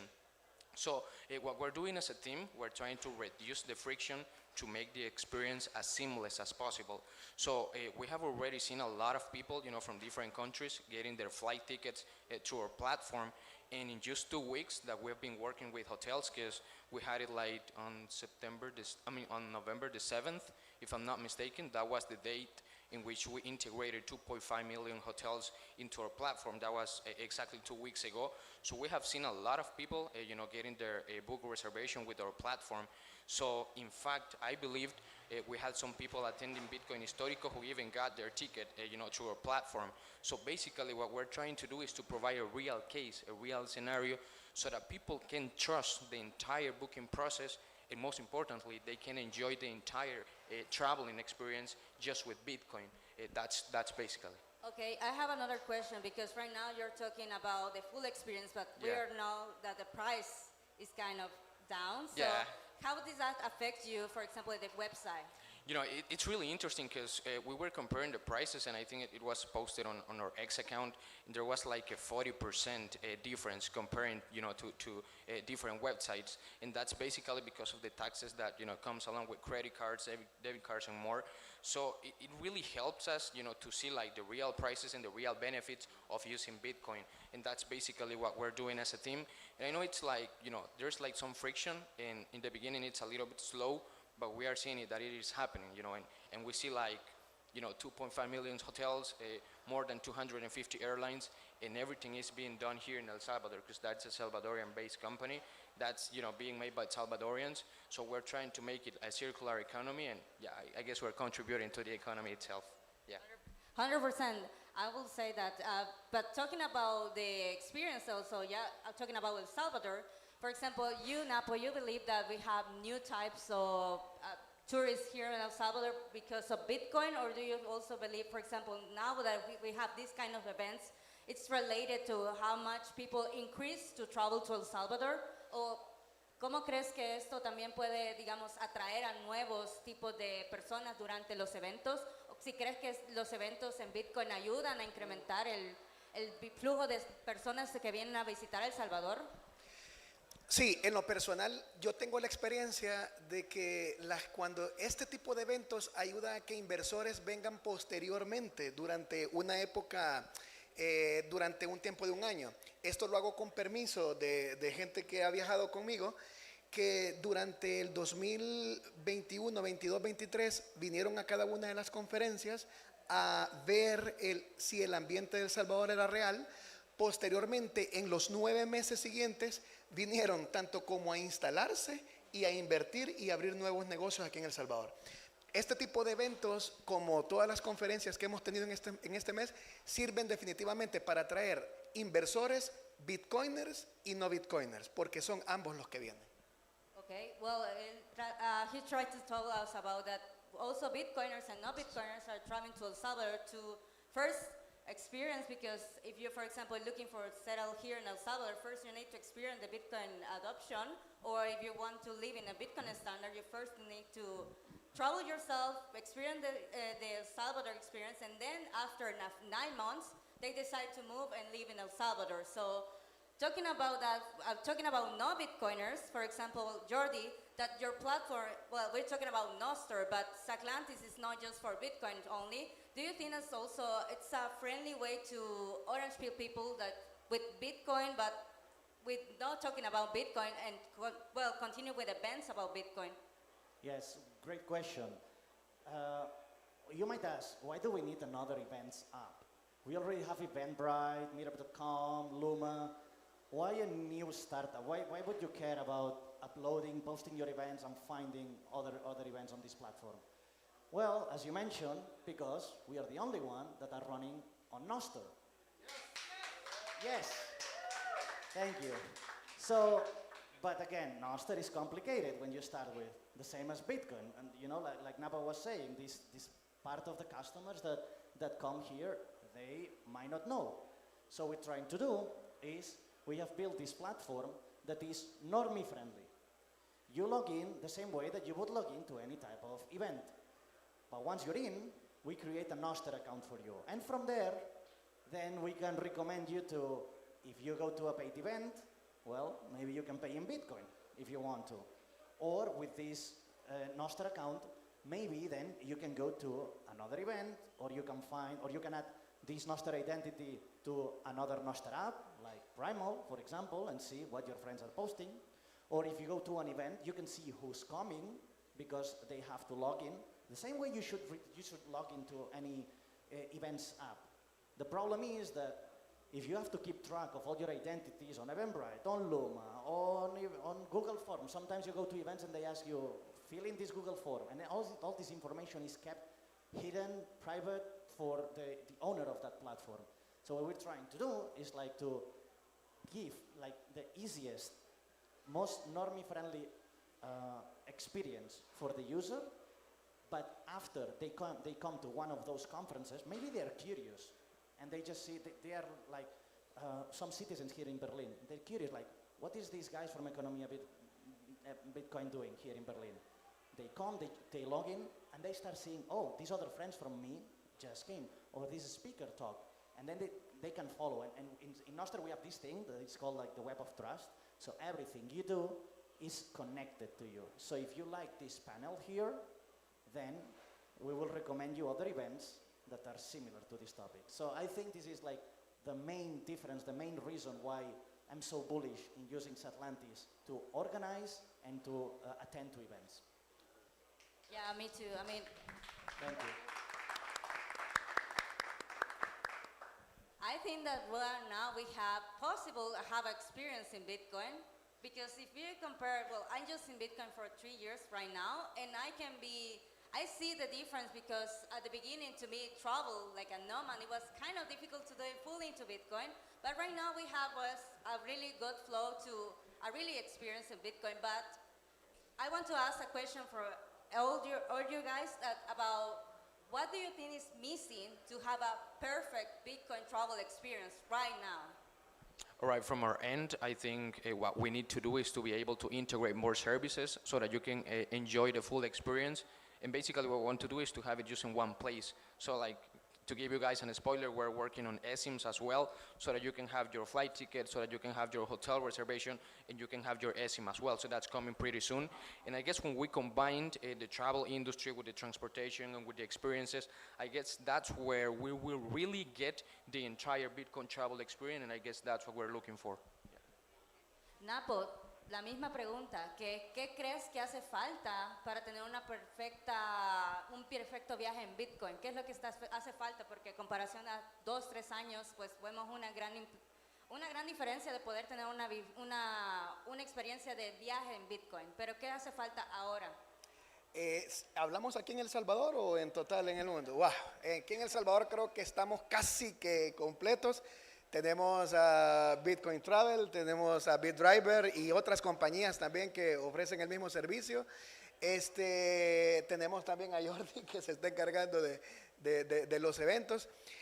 Aquí en El Salvador creo que lo que más falta es motivar al uso más en Bitcoin, ¿ya? Durante el otro año, parte de lo que queremos implementar es hacer descuentos en traslados, pero solo pagando en Bitcoin. Yo creo que Bitcoin Travel ya tiene descuentos pagando full con Bitcoin. Creo que tiene un 35% en descuento en viajes. En El Salvador estamos, creo que completos. En el mundo creo que solo falta implementarlo o extenderlo más. Eso. Well, we're already talking about El Salvador. El Salvador is already in a good path to have a really perfect travel experience. If we're talking about the full experience here, that, for example, Napos, he said that maybe one thing that we have to do is that more people use Bitcoin. So he said that for the next year, he's hope to implement more discounts to pay in Bitcoin, to also Salvadorians experience Bitcoin. right now, well, around the world, we need to use more Bitcoin. So probably in El Salvador, we can still live in a perfect travel experience. So the same question to you, Jordi. Yeah, well, we Bitcoiners are a small community. And to me, what's missing is the other people. So it's like the travel industry is huge, huge. And we Bitcoiners are just like this tiny dot. So, and this is why we're doing what we're doing at Atlantis. We're trying to make it easier for non-Bitcoiners to get into our realm. So we're trying to build, so what I think it's missing in all the industry, all the travel industry, is the user experience. We have to try to build, not for us, not for techies, not for Bitcoiners, but for pre-coiners. So if we build something like a nice website that doesn't even need to use like login credentials, or if we create like a good network of drivers around the city, around cities, if we are capable of building things for pre-coiners, then once they join us, they will start discovering the benefits. So we have to build not only for us, we have to be able, and I'm trying to do that with Noster again. The idea is that if I don't like what's happening or how Atlantis user interface is, I would like to allow users to move this identity somewhere else. This is our point of view. Another idea that I like is zero user login or simple chat, WhatsApp, Telegram connection with the user. I think that what we are missing, we the builders, are missing the point of we are so focused looking at ourselves in the mirror that, yes, we know each other. We already know. But we are just a tiny fraction of the travel sector. So if anybody is there, I just say, be open to pre-coiners. I don't like to call them no-coiners. They are pre-coiners. With our help, they will become Bitcoiners, right? So I think that's what's missing. Thank you. Well, thank you so much, guys. We have a last final question for everyone, and I want that you give me your prediction, but not your price prediction, from 2030. And I want to know about what do you think traveling on Bitcoin will look like? Seamless, borderless? What one innovation that needs to happen? Right. As for now, I'll say, it will look great. Just to be able to imagine all the services that we can integrate into our platform, or the ways that we'll be helping people, not just Bitcoiners already, but the ones who haven't even heard about Bitcoin yet. So I guess we have a couple of years to work on that. And I guess if we keep on working, if we keep on, trying to integrate and trying to move it, I guess we'll get to where we want, and it will look just seamless and borderless, just as you said. Yeah. Thank you, Napo.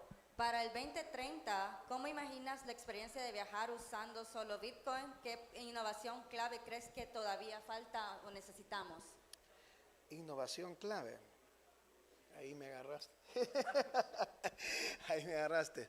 Una innovación clave probablemente sea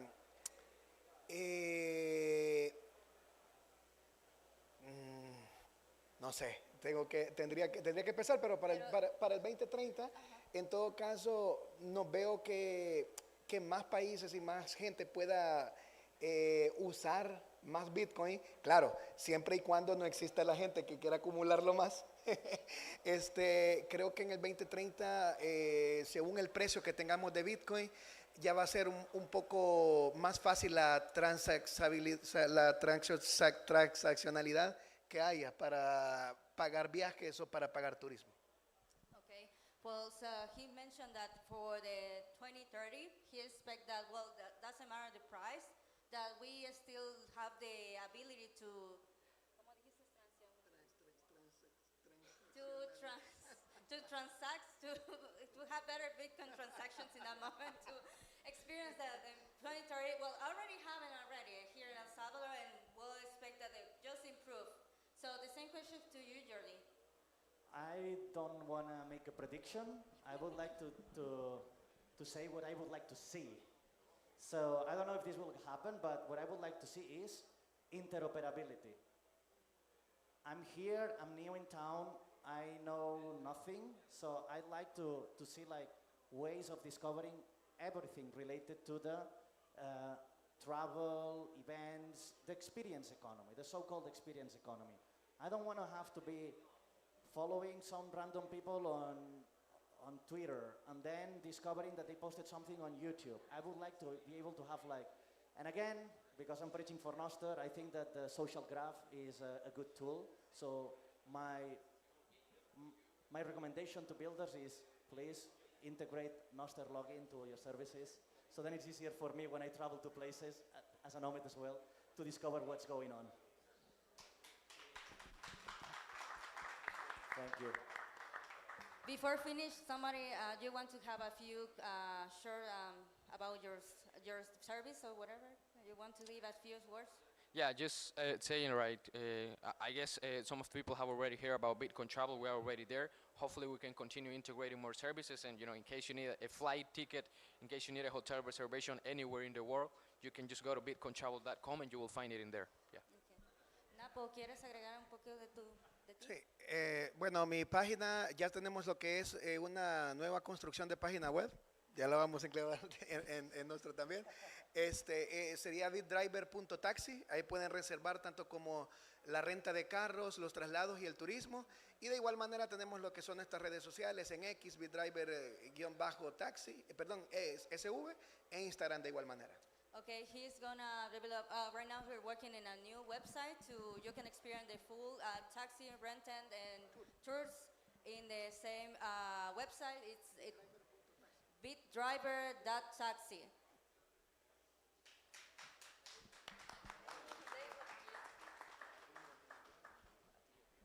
And I'm here in Berlin seeking to meet circular economies, meetup organizers, Bitcoin communities, because I like to do like private demos of how to bring your communities and to grow your communities using Noster. So if you are anybody organizing these meetups or organizing masterminds, workshops, hackathons or whatever, reach out to me, and if you have friends as well, tell them to talk to me. I will be around until Monday or Tuesday. Thank you.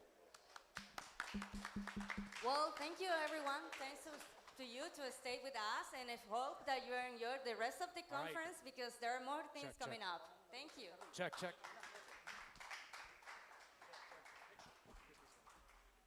All right. Amazing panel.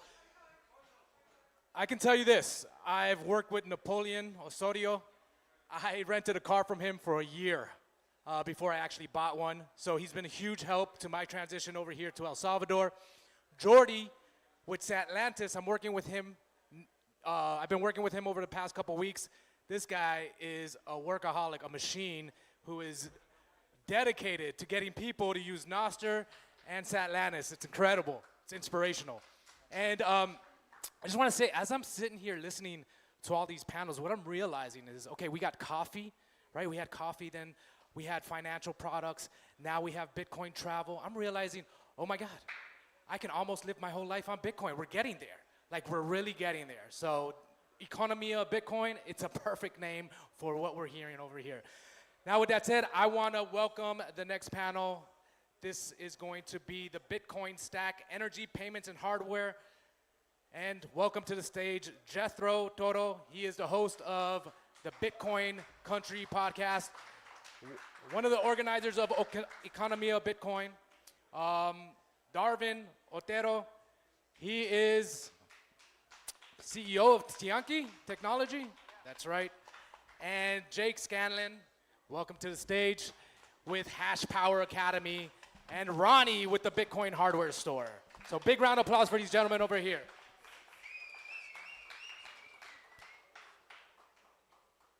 Test. 1, 2. Test. Hello? Check. Can you guys hear me okay? Yeah. Yep. Great. All right, so welcome to Economía Bitcoin. Thank you all for joining us. We've already touched on some of the key pillars that we mentioned that are foundational to this conference. So it's community, education, entrepreneurship, and technology. And in the last panel, you saw how you can travel full-time on a Bitcoin standard. Here we're talking about the technology stack that makes Bitcoin, the Bitcoin economy possible. To quote my friend John Byrne, the technology stack is fundamental to the economic stack. It is how we flourish as a civilization, as a species. And there are a lot of different aspects of the technology that go into Bitcoin. So first of all, it is energy money. You know, proof of work, that is the foundation that makes it all possible. Of course, it is a payments technology, so we've got a great entrepreneur here talking about that. And then hardware is a big component of that as well. So first, we're going to go around the panel. And for each of you guys, if you could just say how you came up with the idea of what you do, just like 2-minute answer. So Darvin, how did you come up with Tianki? What do you guys do? Okay, hello everyone. I'm really happy to be here. And for those that are visiting us, so welcome to Bitcoin country. So yeah, Tianki technology, we have been building around 4 years. And on those 4 years, we have been very focused on supporting merchants inside Bitcoin circular economies. So, and the idea comes up because I remember I have been in tech. Yeah, I am a kind of serial tech entrepreneur. So I have a business where we do software consulting. So, but I have been, I knew about Bitcoin kind of early, but become hodler until 2017. So I was already a Salvadorian Bitcoiner. And I was so excited when the announcement was made, but at the same time, I knew that there a lot of tools will be needed. Because just, for saying something, at that point, let's say that there were, just individual, wallets or personal wallets, but onboarding a whole country, that will require more tools. So because the needs are completely different for an organization that can have multiple branches, that can have multiple users. So that's why Tianki comes up, to bridge that gap between personal wallet and business need, I will say. Because for sure we have been talking about pillars, and education for me is key, but technology for sure, is important. So we have been building that. Give it up for Darvin. And thank you. And we really appreciate what you guys have done with both the technology and entrepreneurship. Every single one of you here who bought a ticket, you bought it through Tianki. Their platform makes it very easy for payments, for events, and for many other use cases as well. So thank you for that. Yep. And next up, we've got Jake, who has spent some time here in Berlin, but also his real work has been with Hash Power Academy. They got about 11,000 followers on YouTube doing highly technical education about energy, Bitcoin mining, and really making these complex topics accessible to the masses. So Jake, how did you come up with the idea? What's it been like? I went down the rabbit hole for Bitcoin 2017 onwards, went through the mistakes that many people did of exploring all the alternative options out there, and finally concluding that Bitcoin was the right way. And about 2 years ago, I have a much longer term project of how all the network connects together to support the payment side as well, but also the educational side that hardware really brings. And I started the question, where do you start with Bitcoin? Where is the beginning of the journey to learn from? And I noticed that just about every book or material that you read related to Bitcoin starts with the history of money, which makes complete sense. It's money of the future, and that financial story is very there. But what I also noticed is that there is this energy story to Bitcoin. And I always say this, is if you open a religious book or a scientific book, it all starts with bang or let there be light. And that premise really made me think about teaching Bitcoin in a story of how it's produced, from the very types of power production that we have, take the example of solar, to the very systems that we need to stabilize, to the mining hardware side, and then always finalizing with the payments side. So not just the phrases of Bitcoin is energy money, but the actual story of how all of those components connect together, and teaching that and delving into details. And it allows a learner to get the basics of how it all connects together, and then really go in the rabbit hole with each piece because they know how it all connects together. So Give it up for Jake. And I really appreciate that you also are bringing an entrepreneurial technology element to this, but I think it's important Yes. to start with education, so I'm glad we touched on Everything. that The 99% out there that are not into Bitcoin, and then the 1% that are in Bitcoin, right? And in that, ask 100 Bitcoiners and barely 1% of them are mining, which is the production side of it. So it's a niche of a niche of a niche, and education is the only way people find their way there. Definitely, yeah, and it's an area where we need more education. And next up, we've got my friend Ronnie, co-founder of the Bitcoin hardware store. And as I said when I had Ronnie as one of the guests on the first episode of the Bitcoin Country podcast, Ronnie really represents the trifecta of grassroots Bitcoin adoption because he's a Bitcoin entrepreneur, he lives in a Bitcoin circular economy, and he does a lot of Bitcoin education, including for locals in El Zonte. So Ronnie, thank you for joining us. Could you tell us a little bit about the hardware store, how you came up with it, what it does? Thank you for having me, Jethro. It's a pleasure to be here. It's been a while since I've been in Berlin, so thank you for dragging me all the way out here. It's great.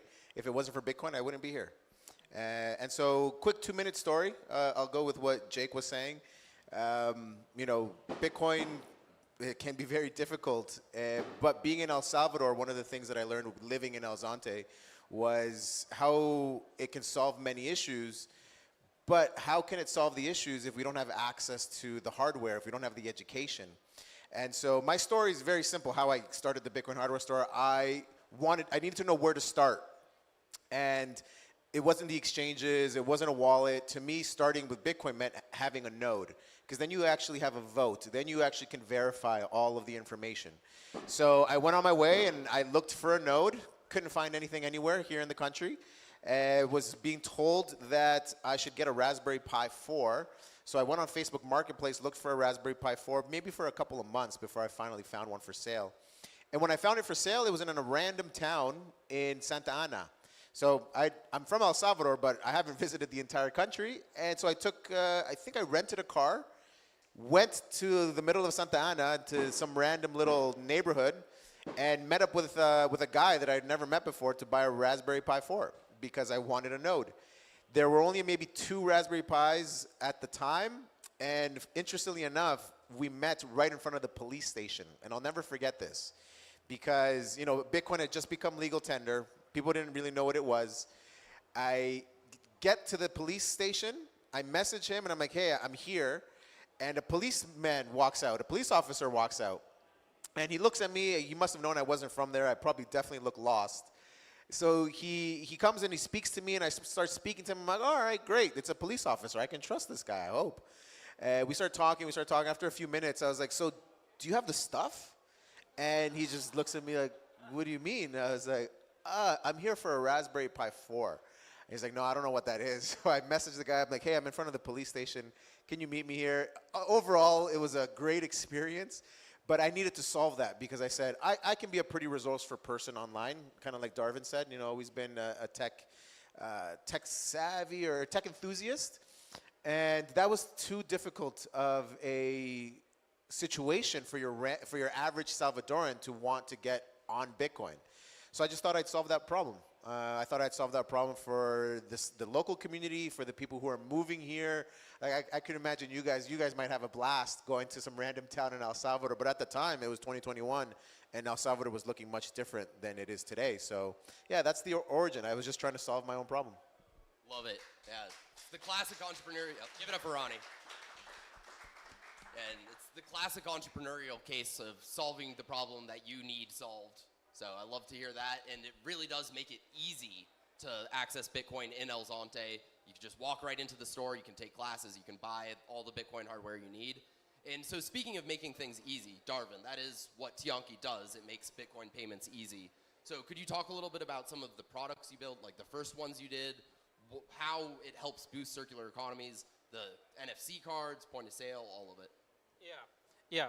So, yeah, we were here in El Salvador. I was clear that for sure that a lot of technology, a lot of will be needed because we need to onboard a whole country, So, and yeah, at this point, even the Lightning Network was as good as is today, and not just that, most of the wallets were like on-chain, So, and also yeah, if you want to get like a Bitcoin business accounts, like for merchant, for receive payment in multiples, location, you need to go through like couple of players, where you can accomplish or get approved by then going through a whole KYC. So that was the first friction I say that I saw. So since we already have the wallet and we already have some customers that want to pay, so what we build is how we can make initially,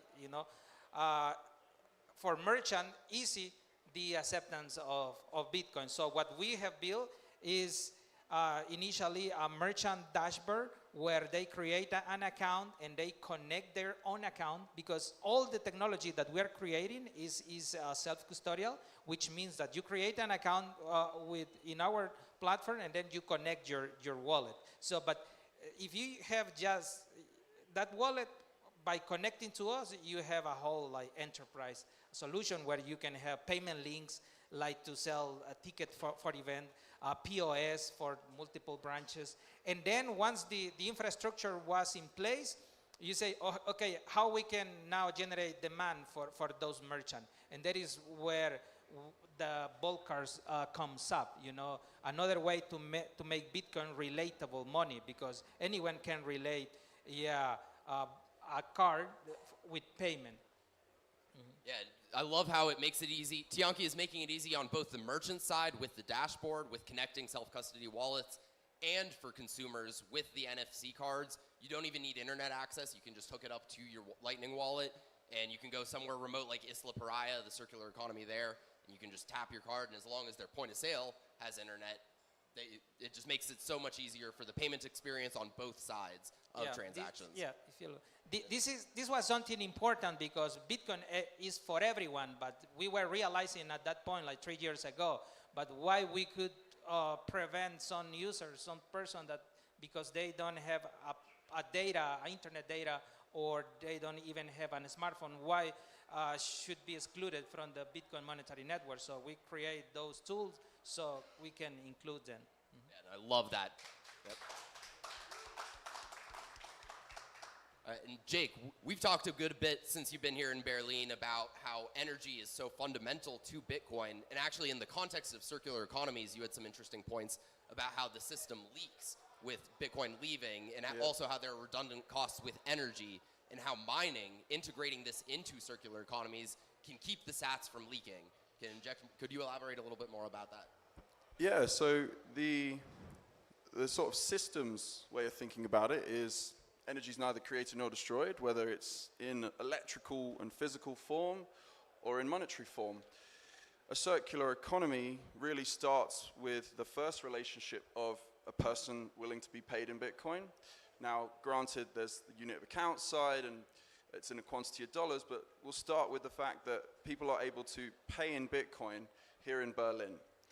And then once that relationship isn't just a peer-to-peer, but a multiple groups of people, we're going to start, probably seeing that flow of Bitcoin in one direction and all goods and services in the opposite direction. And the goal would be to have as much people coming here transacting in Bitcoin, that's Bitcoin coming in through transaction. And the other side of it is goods and services. So people here in Bitcoin could sell goods and services and call it export it out of the town and be paid Bitcoin. So I'm just thinking of all the ways that Bitcoin comes in. But there's a third one. There's one that's missing from the minds of a lot of people, and that's creation. That is that not just having the ability to have Bitcoin come in through transaction, but through creation. If you haven't noticed, it gets very sunny here. It's very warm. And the other side of that, this morning I had a situation with a shower on a farm where 1 minute the electric heater above my head to create the water, looking at that thing going, hang on, that's the same wattage as an entire brand new Bitcoin miner.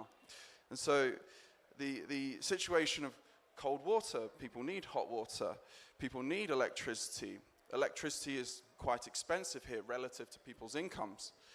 What if Bitcoin mining was something that we can explore here in Berlin to create Bitcoin, lower our costs, and that is Bitcoin being directly issued here in the circular economy.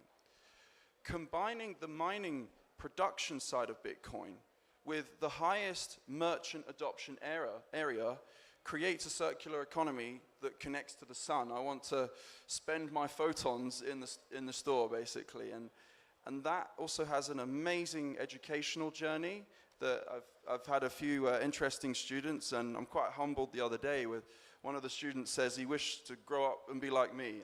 I can't even put that in words yet, but yeah.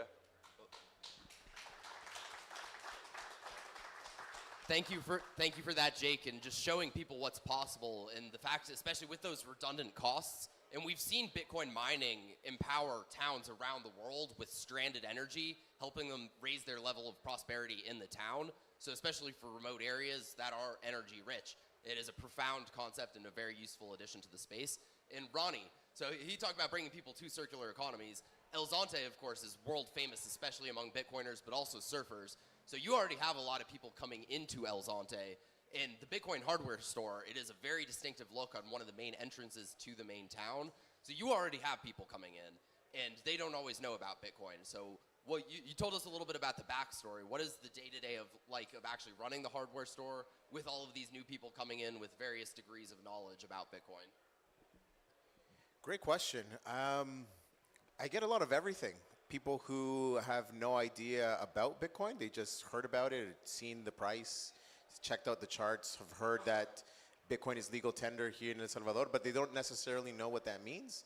They've never made a purchase with Bitcoin. They don't understand where Bitcoin comes from.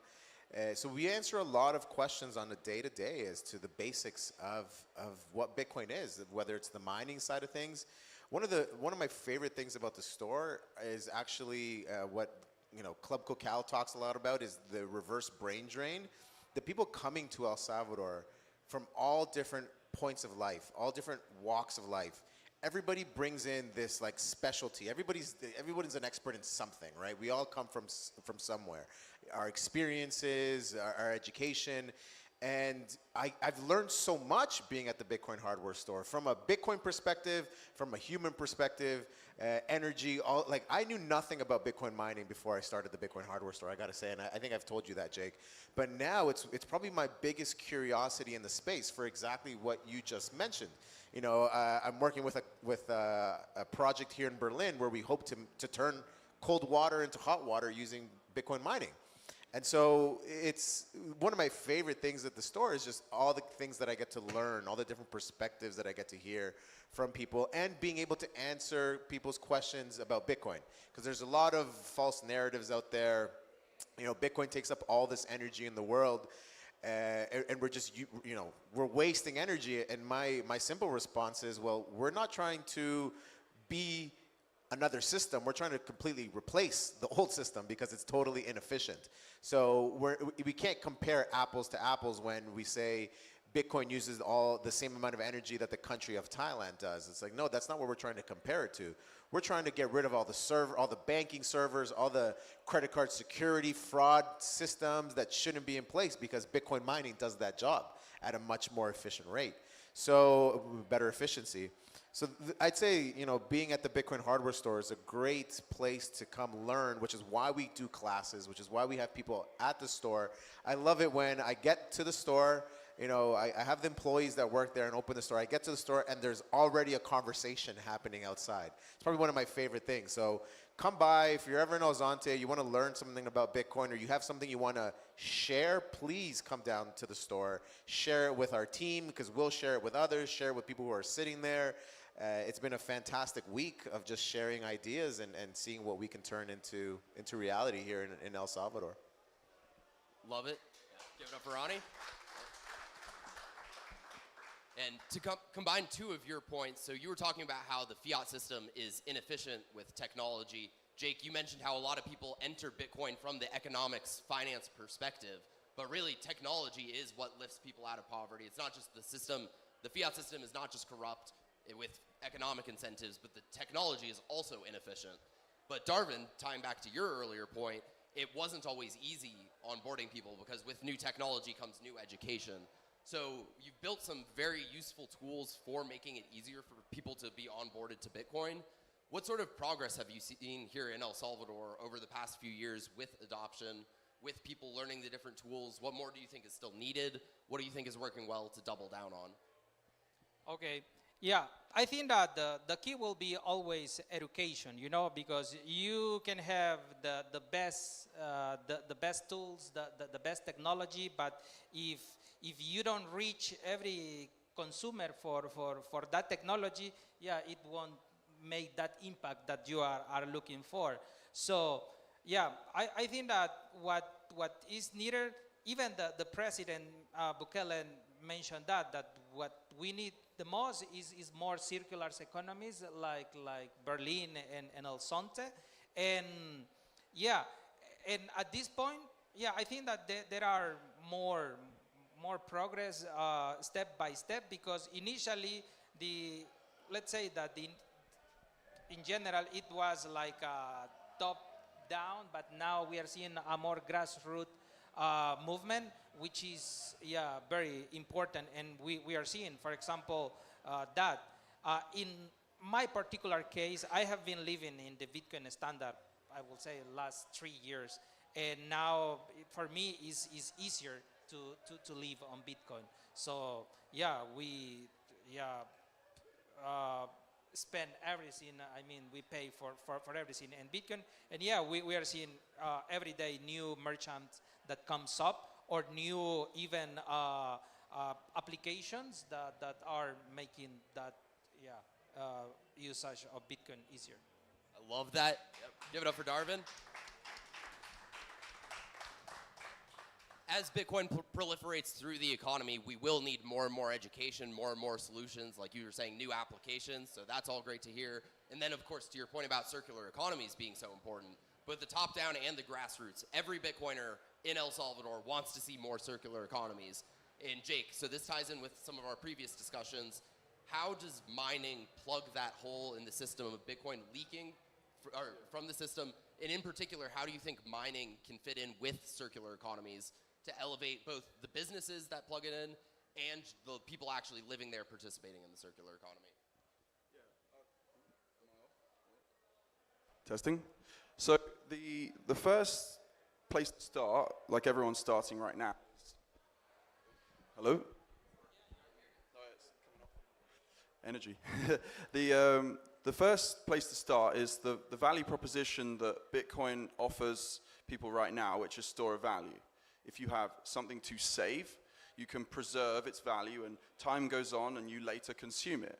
And we've all experienced holding onto something that gains value. But here in Berlin, there's a lot of people that get remittance, and it's probably just about enough to cover costs.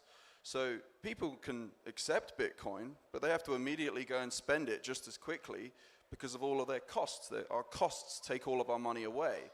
And even widen that to the scope of the entire world. Everyone wants to get paid more. And the question I ask people is, would you be happy if your costs were slashed in half? And it just allows them to explore the idea that they're trying to both, yes, make more money, but reduce their costs.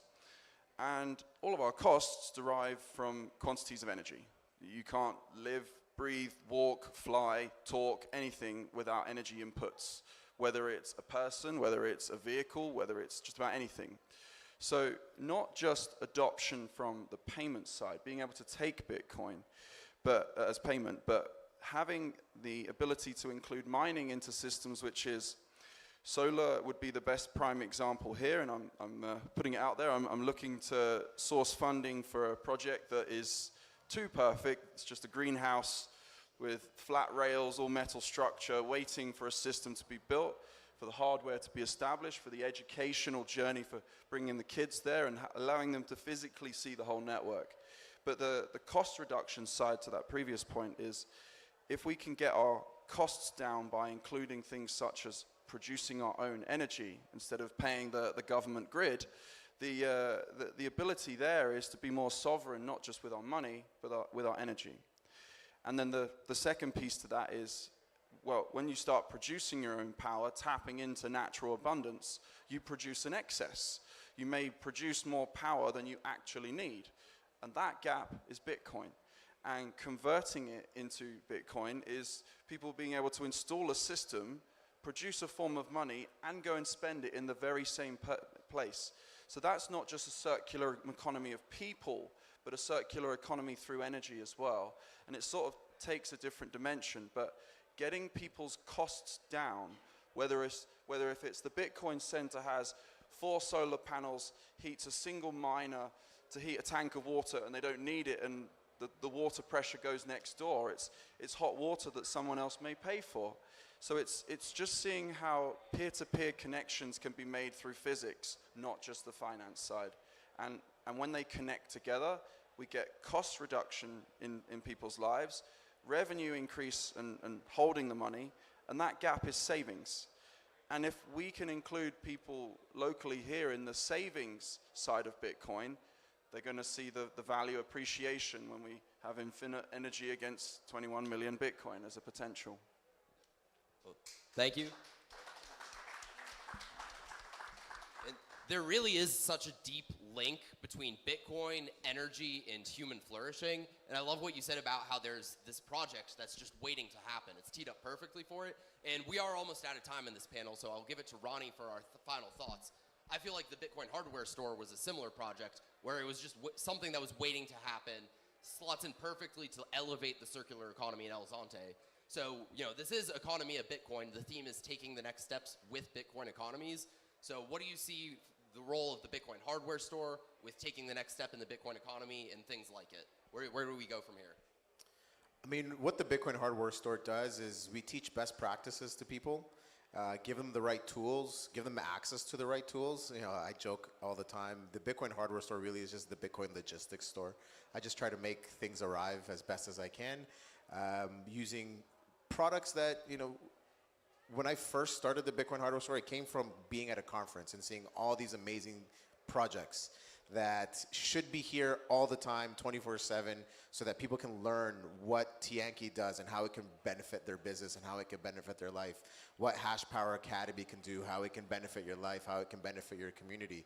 And that's the role of the Bitcoin hardware store. Have best practices, teach people about Bitcoin with a long-term time preference, good incentives, and teach the community, be present in the community, because when they don't see Bitcoin, when it's just this thing, this non-tangible thing that only the rich people use, then there's no connection for them.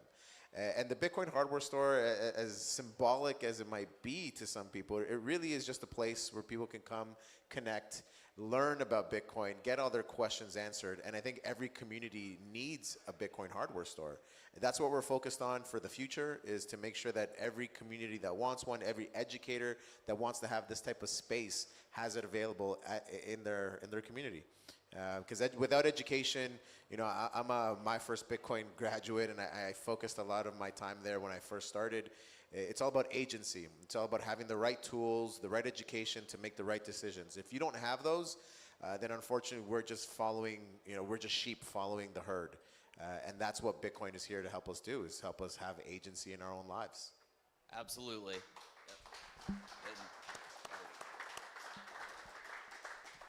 Thank you very much, everyone. We are out of time, but I hope you can see that education actually goes hand in hand with the technology and the entrepreneurship and the community. They all tie together for the Bitcoin economy. So definitely come up and say hi to these guys, to Ronnie's point. So many people are doing amazing work at the booths. Definitely go say hi to them over there as well.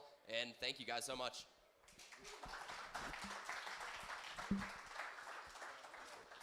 Another, photo, guys. I'm just going to jump here. Another incredible panel. I'll tell you a story. So I used to host retreats. I brought people in to discover El Salvador.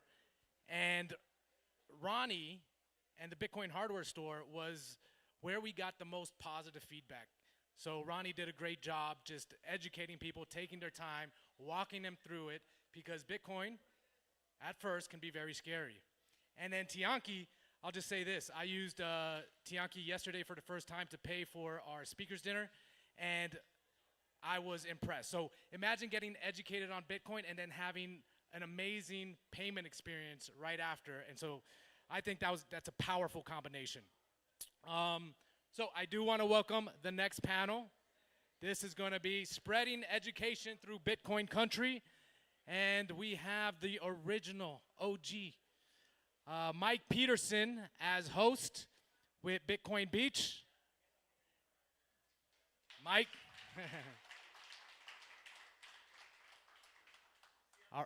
Substitute. You can see I'm not even pictured up here, so. Yeah. Also, I would like to welcome to the stage Evelyn Limos with, over here, Bitcoin Berlin and the Bitcoin Center. And then Roman Martinez with Bitcoin Beach. And are you coming up too? All right, little switcheroo on me, so. And Gerardo Linares with the Bitcoin Center in Bitcoin Berlin.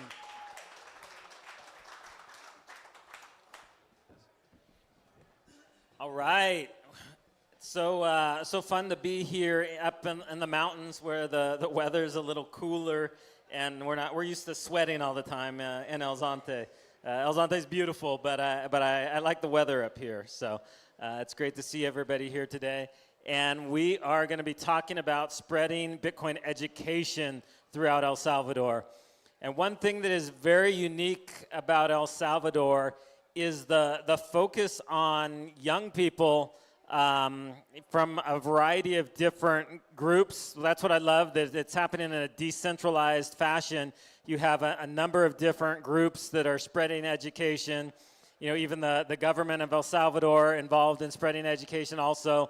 And all these things kind of coming together to really transform the young people of this country. So we're going to hear from people that are involved with this firsthand. And I'm going to let them give a little bit of background on their personal story in Bitcoin, and then the role that they're playing in education here in El Salvador. So, Roman, why don't you start us off since you're down there?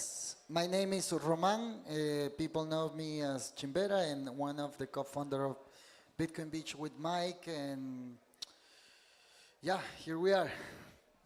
So tell a little bit about the, well, I guess we'll just let him introduce first. We'll come back to that. Go ahead, Evelyn. Okay, so I'm Evelyn. I'm Salvadorian and co-founder of Bitcoin Berlin. Thank you for being here. It is a real honor to be sitting with these two legends. They started what circular economies are in El Salvador, so I feel very honored to be here. And I started with Bitcoin because I wanted to improve my finances. I wanted to improve my life overall and thinking about the old me in the future. And then I discovered Bitcoin and all the rabbit hole, and here I am.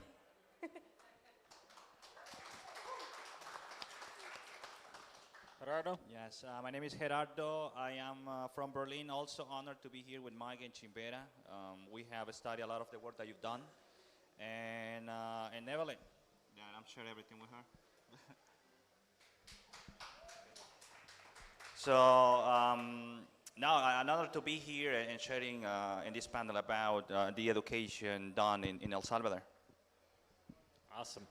So, Roman, well, let's start with you. What do you think has changed in the education space? I remember when we were first working in the community, we were very focused on education, and then they passed the Bitcoin law, and we had this sense of like, okay, we need to educate the whole country now.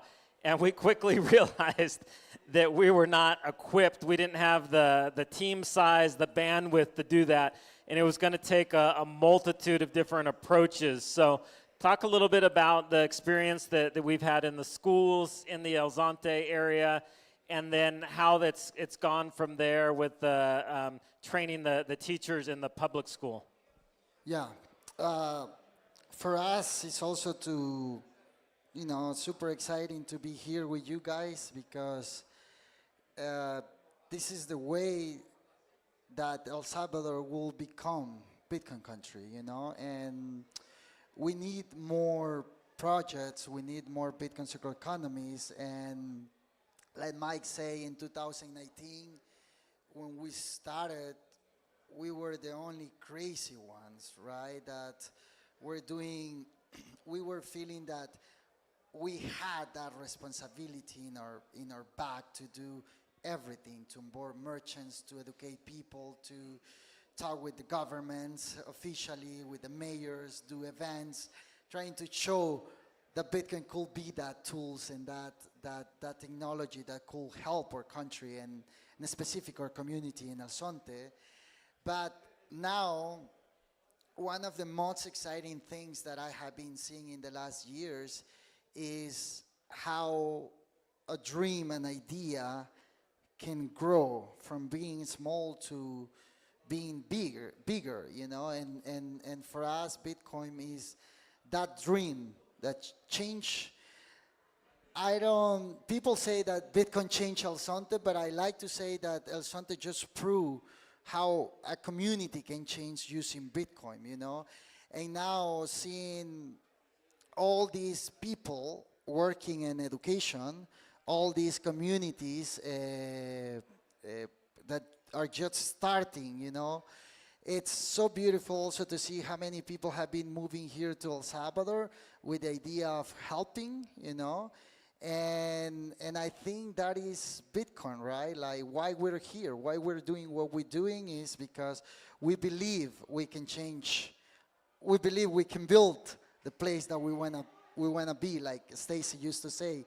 So for me, one of the most exciting thing, and I want to say it, is to see more Salvadorians getting involved in Bitcoin, seeing more Salvadorians being leaders in the space.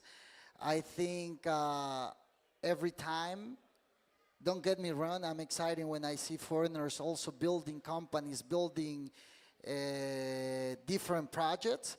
But I really more exciting when I see Salvadorians like using Bitcoin, using this technology to improve their life, and that example for the next generation of Salvadorians will be amazing, you know. And now we see Salvadorians leading in education, in Salvadorian people building companies, Salvadorian people building Bitcoin circular economy. So that will for me, have been the biggest transformation that is happening now.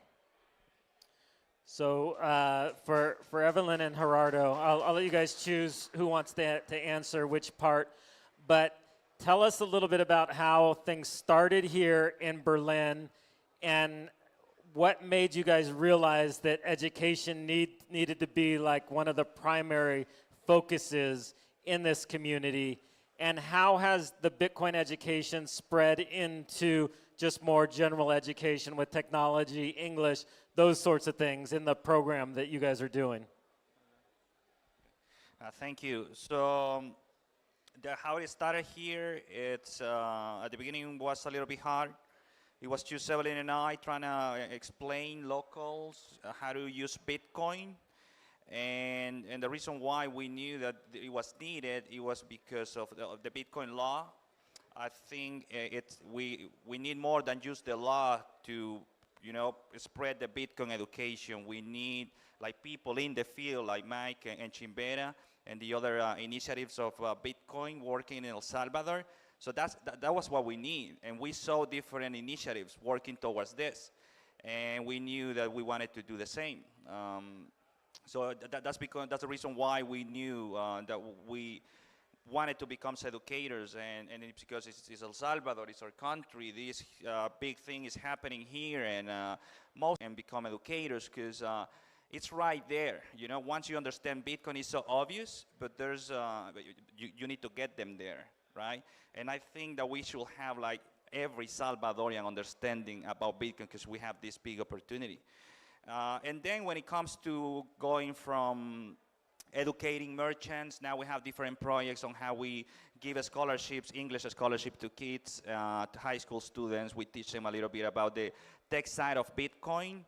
It was because at the beginning, the Bitcoin law, and including me, I thought this was going to go crazy. Like the Bitcoin law, now El Salvador has Bitcoin as law. Education is going to spread, the adoption is going to spread, and then we realize it's not like that. And we're not even close. I think there's a lot of work still to do. And we know that's going to take at least a generation, maybe, so we can have a full Bitcoinized country. So that's why we started to educate like young kids or young students, because they're going to be the new generation of Bitcoiners. They're going to be the future leaders of Berlin. So yeah, that's why we choose to educate young people as well. And Evelyn, talk to us a little bit about the computer program that you guys are doing now and how that came out of the Bitcoin education and your guys' sense that you need to do something more in the community. And you guys were sharing with me, was that last night? No, Thursday night. You guys were sharing with me that the kids didn't even want you guys to take a Christmas break, that they wanted to go right through the holidays because they were so excited about what's happening. Can you imagine kids wanting to cancel Christmas break? I mean, that's how amazing stuff's going here. Yeah, no, thank you. Yeah, it's been a journey, and it takes some time to realize that a lot of things that you had in your head may not be, things in reality, and you need to change the strategy. And that's what we have been doing since the beginning. It was like the approach that we have with the merchants in the beginning. Change within times, like maybe the first time we did it in a way, and then the second time or the third time we realized that was not the right way, and then we found it. And with the kids, it's the same.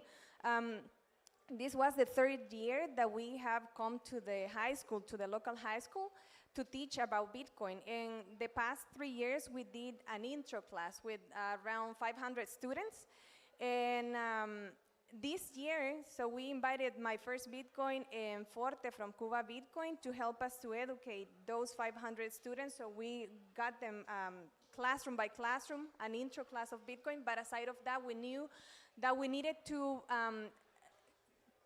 develop or implant the seed in the young generation, because we wanted to have a more conscious and more Bitcoiners, like Salvadorian Bitcoiners in town. And if there are no Bitcoiners in town, like Salvadorians, we need to create them. So what we decided to do is create a project that we call it Bitcoin University. So what we did is that we gave the class, intro class to the students, and then we send the form. If you want to know more, if you're interested in learning more technical side of Bitcoin, then you can fill out this form. And we ended up with around 50 students that signed up, but in the end we gave some scholarships to 21 students, and they are learning computer skills, they are learning Bitcoin, the technical side. Actually, Eugenio from Bitcoin Jungle, he helped us with a lecture on self-custody. Thank you very much for the people who have come to help. Laurel, she gave us a lecture on Noster, and Forte, he helped us with some classes as well online. And then people that comes and helps to give those lectures, but these kids are learning more technical side of Bitcoin. They are learning English because they know that if they have both skills, they will be able to, after they graduate, maybe be able to find a job in Bitcoin, paid in Bitcoin, so we can keep on injecting Bitcoin in the local economy, and then they will serve more Bitcoiners, and they also will help their families as well. A lot of them will not have the opportunity to go to university, so next year we're also planning, aside of these skills that they have learned, that they are going to learn another skills, either coding, programming, database, Power BI, or marketing. So. And that means that they will learn more than if they go to university. Exactly. So yeah, they are very happy. They love to learn, and more when it's practical classes, and they didn't want to take a break, so we have been giving them like 2 weeks and 2 weeks because of all the events, but they want to continue learning, and that's exciting because not all the time you find young people interested in learning things, because a lot of them, they say that their families have told them, why are you going to those classes? Or that's you know, that's not something good, that's a scam. And imagine adults telling that to kids from 15 to 18 years. But they honestly didn't care. And a lot of them, they come from nearby towns, from Berlin and from other towns. And they come every Friday, every Monday to the classes, and some of them, they come even on Wednesday to practice English. So yeah, we're very excited about that.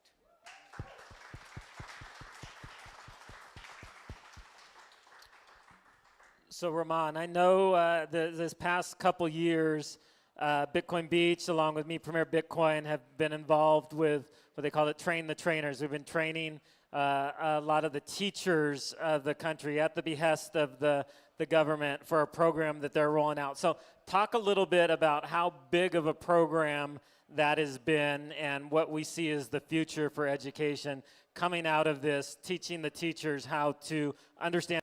A project, the first pilot that we did, in fact, was with my first Bitcoin and Bitcoin Beach and the Bitcoin office and the Minister of Education, was to training 150 teachers from the public schools to teaching them about Bitcoin, but that they can be able to get back to their schools and training the students. And that year was really curious because those 150 teachers, in the end, they end in training around 4,000 students, I will say. But the next year we were like, okay, other teachers were like, no, that's what we need, you know, we want to learn, and we have students, we have young students asking us about Bitcoin, but we never have the chance to learning about it, you know. So I think we all understanding education is key, and also one thing that we need to learning is that we all learning in a different way. So that's why all the projects in education are important, you know, and we need to have more projects building new materials, building new curriculums, building new Bitcoin education that have to be free and open source for everyone, because in the end of the day, we already did this mistake thinking that we will be the ones that will educate in El Salvador, and it's impossible. It's impossible thinking like one group of people will educating the entire El Salvador when El Salvador have, just the schools are like around 5,000 schools, you know. And I think here the challenge is to working together, and we put Bitcoin education as a priority where everyone is doing an amazing work, you know. And our focus on education with the Minister of Education was basic, you know, bringing the teachers from 0 to 1, that they can start like talking and having these conversations with the students. And I think now things are changing and are getting more, they start seeing like, we want more, you know, and I'm excited to see all the different groups working in educations, like, including like Cubo Plus, No Nation. I've never been one to put much faith in government, but I've got to say it really is heartwarming to see a government that is rolling out, even this year, they have plans to roll out to, I think, 7, 8-year-olds, you know, financial education that includes Bitcoin. And so we definitely don't want to depend just on government, but it's great to see there's all these different projects and the government in El Salvador all seeking to bring education to the young people. And that's really going to transform a generation. El Salvador is going to be leaps ahead of the rest of the world when it comes to Bitcoin adoption because of these universal efforts. But it's not just the school-age kids that need the education or that are being taught these things. I just right before this was talking to Evelyn about a new book that they have developed to give education to the business owners in El Salvador, which is hugely important because we're all the time onboarding businesses, and you sit with them and you answer all their questions and then you leave, but then a lot of times they have follow-up questions, and if you're not there, they may be too timid to actually start accepting Bitcoin, and so they're developing a curriculum to actually, a magazine they can leave with the businesses. So why don't you guys talk a little bit about what kind of brought this about and what the plans are? Yeah, so we realized that it was a lot of work to be 24/7, basically almost answering questions. And the merchants will have the same question over and over again because they forget.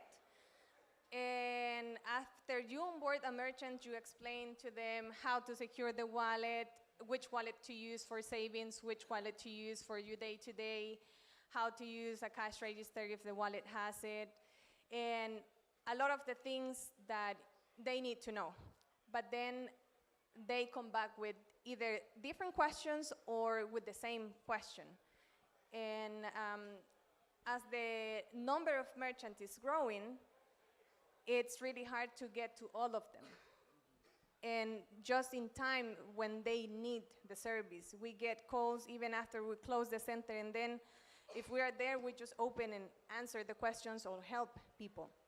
So we came up with the idea on creating a simple guide for merchants that are accepting Bitcoin in El Salvador, so they can have all the answers. So this book basically has questions. It's not, well, it is an educational book, but it's more like a book where they will find the answer to their questions that they have in a simple way, because we don't want to complicate the answers. When we talk to merchants here, we try to be as simple as possible so that they can understand and they can relate to Bitcoin. So that's how we came up with this idea, and the idea is to give this book to the merchant after we onboard them. And so this is just like a draft. I want to say thank you to Jesse Allen, who is in the back. Patty as well. And all the people in Berlin that help us with coming and asking questions. And that you will find also some stories from merchants here in Berlin that they wanted to share their story with more merchants so they can start accepting Bitcoin, or that they know that it's easy to do it. Jessie, I met her last year in brunch for women in Bitcoin. And I told her about the idea that we had to create the book, and then she said, let's do it. And then we got together. It was a team of 5 people. And the person who did these type of cartoons, she's also Salvadorian. So it's made with love, and hopefully we can help a lot of merchants with this book. And yeah, one more thing is that it's gonna be open source. It's gonna be English and Spanish right now. It's gonna be open source, so any community that wants to use it or consider that it's useful, they can take it and apply it. Every community is different, so we don't pretend that you use what works for us here in Berlin. You use it as it works for you.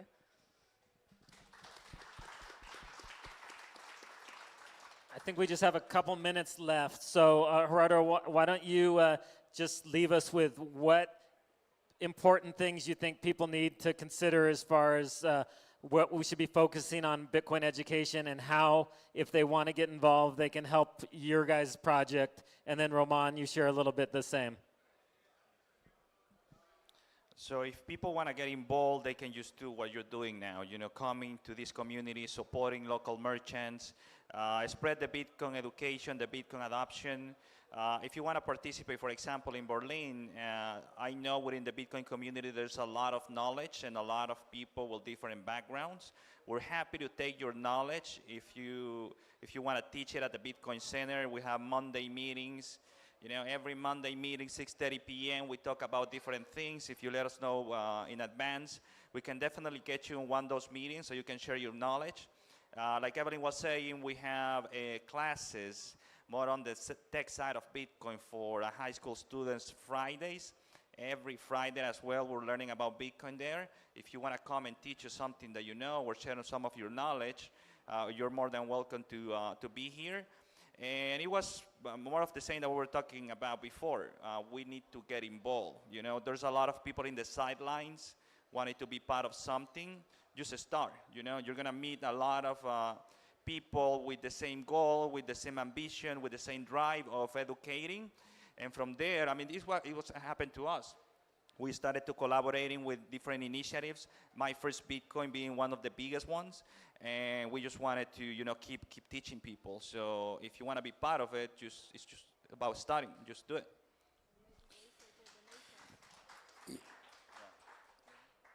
And if you want to support also the project with any donation, we have a Geyser Fund page. You can find it, the project as Bitcoin Berlin SB. Your support will be very much appreciated because that will help us next year to continue giving scholarships for kids from the high school to keep on learning English classes, because the Bitcoin education is free, but we need to pay for the English classes. Yeah, and this is a call for any Bitcoiner that want to get involved. Like,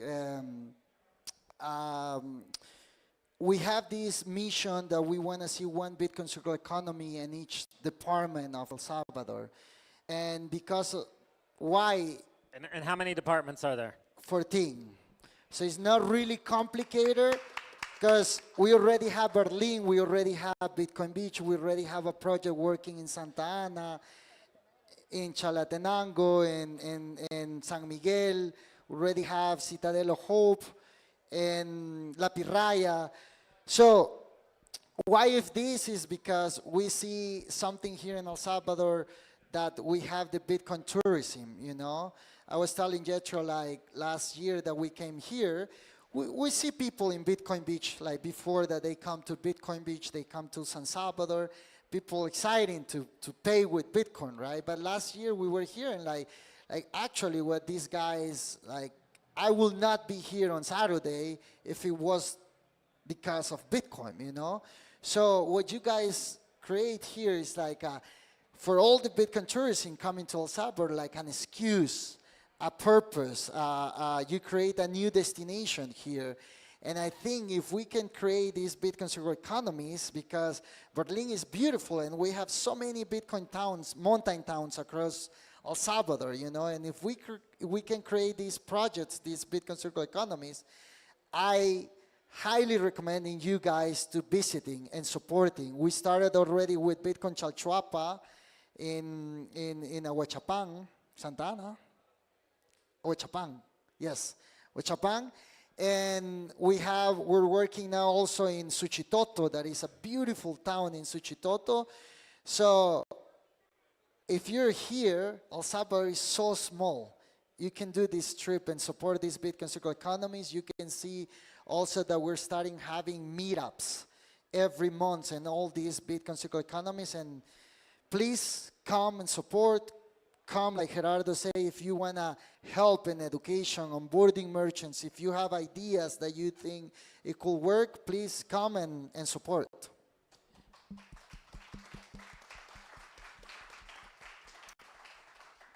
Thank you, guys. I just want to leave all of you with one last thing. One way you can really help with education is by spending your sats while you're in El Salvador, because that's how the business owners learn how to accept them. They learn how it's the world's best money, and it's really going to push things forward. So all of you, while you're here, make sure you go out, support the vendors, support the local community businesses, whether it's here in Berlin or in El Zonte or some of these other destinations.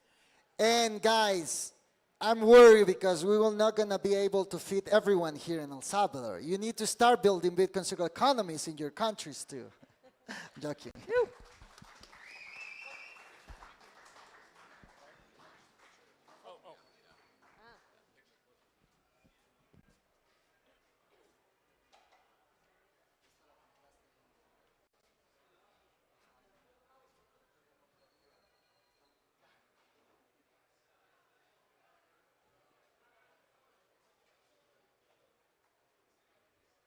All right, one more round of applause for the legends from Bitcoin Beach and Bitcoin Berlin. So I hope you guys are all having fun. That was a great panel. All four of them have been so inspirational to me in my Bitcoin journey. Next up, we have our lunch break. So over there, we have steak, we have pork, we have chicken, we have rice, we have salad. So go ahead and enjoy lunch, enjoy the booths, and we'll be back at 1 o'clock. We've got Papooses G from Node Nation, John Attack, Mike Peterson will be hosting another circular economy panel, and then we'll be closing out with the BitTasker team. So enjoy the rest of the day. Thank you all for coming.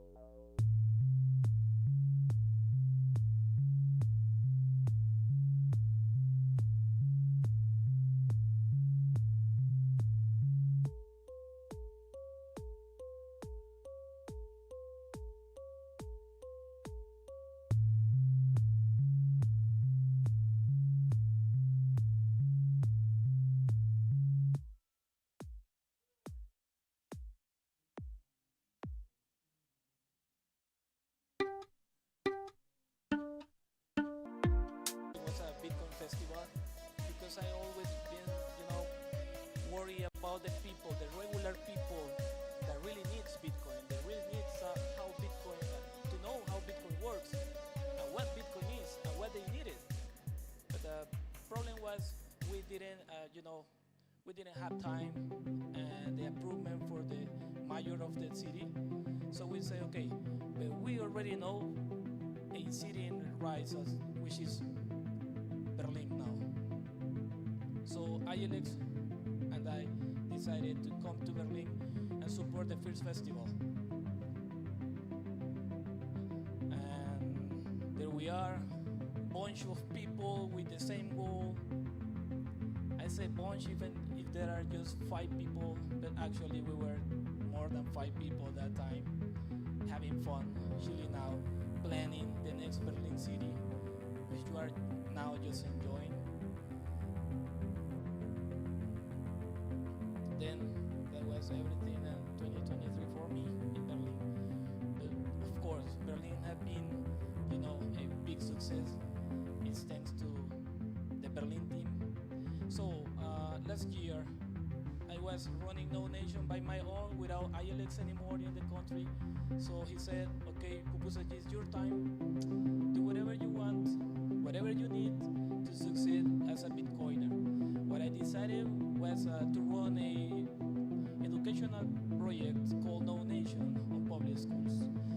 But beside that, I always been, that idea on my mind to support communities. In my humble opinion, and I'm sorry about this, I don't believe that Bitcoin circular economy exists.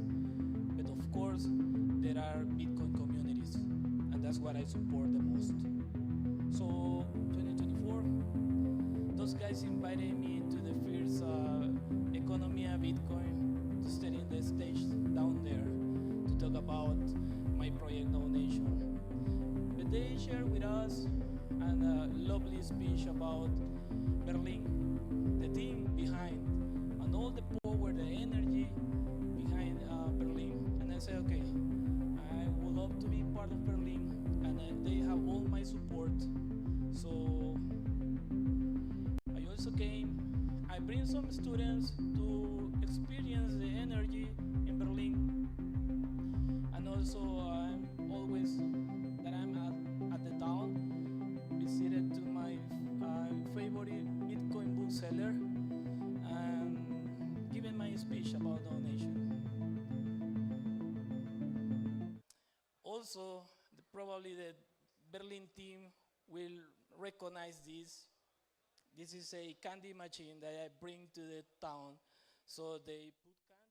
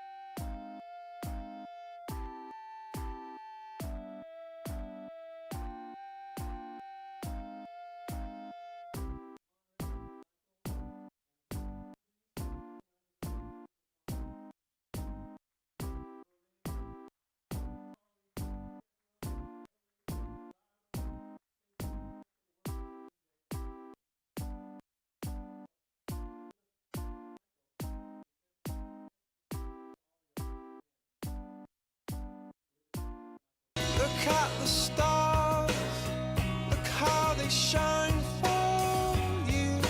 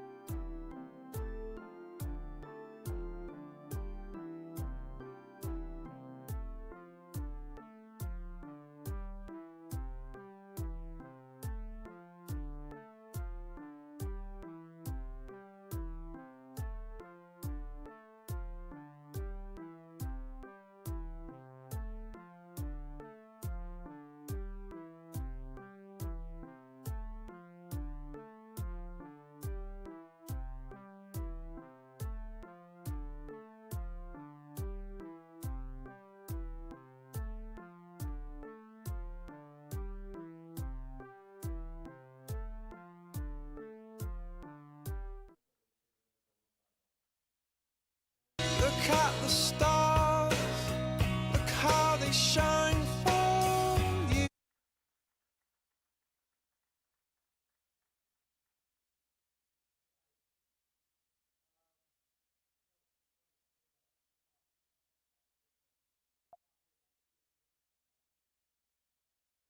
How we as Bitcoiners and our low time preference values, when we follow that out, it naturally leads towards beauty. Beauty as a revolt against the fiat degeneracy. And I used John's house as an example and what he did. He didn't only just buy the land for his house, he bought the surrounding area to preserve the natural beauty. He didn't cut down any trees. So to that, I applaud you, John, and I'm inspired by it, so thank you. All right. I do want to welcome the next panel. This is the rise of Bitcoin communities, and we're going to have the moderator, Mike Peterson, once again with Bitcoin Beach. Augustin Cassis with La Cripta. Johnny Delgado with Orange Pill Peru. And Luthando with Bitcoin Ikasi. All right, gents. Check. All right. Hello. It's so amazing to be doing this panel in a Bitcoin circular economy here in Berlin. And I hope you guys get out to support some of the businesses in the city. It is truly amazing what they have done over the past couple years here. I mean, really starting from scratch, from nothing. And having gone through that process in El Zante and to a smaller degree in Punta Mango, I know what a daunting task that is. And we've had like a huge team that helped us in it. And really, it was a bootlegged effort here in Berlin, and the success of it, like the credit can only be given to the team that's behind it. So make sure you thank them for their participation in this conference and inviting you guys all up. I'm super excited to be able to address this issue because this is the thing that we're focused on in Bitcoin Beach, is seeing circular Bitcoin economies spread around the world. We want to see Bitcoin used as actual money. We're not concerned about number go up. That will take care of itself. What we want to see is freedom go up. We want to see people using Bitcoin as freedom money and not in this mindset that they're just going to hodl and, he who dies with the most Bitcoin wins. Like, that doesn't make any sense. We have this money that allows us to be free from government control, to be free from corporate control, to have true sovereignty, but we have to actually use it as money. And so we're excited to talk to some of the Bitcoin economies here that are operating in Africa and in Latin America, and hear some updates about what was going on there. So I'm going to start with Luthando. Luthando, can you introduce yourself? I've had the pleasure of spending a lot of time with Luthando, actually down in Mosul Bay, South Africa, in the township where he grew up, and he is part of the community there, and he's been the main guy on the ground helping transform that community in their Bitcoin use. So Luthando, go ahead and introduce yourself and tell us a little bit about Bitcoin Akasi. Okay, hello everyone. My name is Luthando Ndabambi. I'm a project community lead for Bitcoin Akasi and the Safer Kids. And the Safer Kids side, we empower children, young kids from the township through saving. We teach them commitment, and also through Bitcoin Akasi, we empower our community by using Bitcoin as money on a daily basis. I did get involved to Bitcoin since 2021. Before, I was working as a safe coach for the Safer Kids. So in 2021, because of we didn't able to get some donation, fiat donation. So the founder of the Safer Kids, Herman, did introduce me to Bitcoin. I was taught Bitcoin is a scam, like everyone in the township thought Bitcoin is a scam. So I did able to onboard one of the shops in the township to accept Bitcoin as a payment. Tando, my second question for you is how come you and I don't look like we surf anymore? What's going on here? We Yeah, Mike, it's been like two years now without surfing because I'm really busy. we need some more people to take up the Bitcoin mantle so we can get back out in the water. yeah, we'll definitely get back to the water. Before I started Bitcoin, I was very skinny. I always say to people that Bitcoin did make me fat. All right, Johnny, give us a little intro on what you're working in two very different places. So give us a little bit of the history on why your connection to the project there in Peru, how you connected with Valley and Motive, and then also what you're doing in the U.S. Right. Well, hello. For anybody who doesn't know me, I'm Johnny. I'm the one with the llama, so that's kind of people recognize me. So I wear many hats. One of them, of course, is Lima, Peru. I was born and raised over there. And in my Bitcoin journey, I always wanted to orange pill my family over there. Through that, you got to work it. You got to create it if you can't find it. So I co-founded Orange Pill Peru. It's a meetup group in Lima, finding Bitcoin-only people that wanted to just help everybody else to learn and more about it. Through that, I found Motive Peru, and luckily, after starting Orange Pill Peru, I was able to contact somebody that had direct contact with Rich. So I met Rich in Miami at one of the conferences, and later on Valentin. Rich is one of the leaders of Motive. Correct. So it's Valentin Popescu and Rich. They're both going to be the ones that started Motive Peru.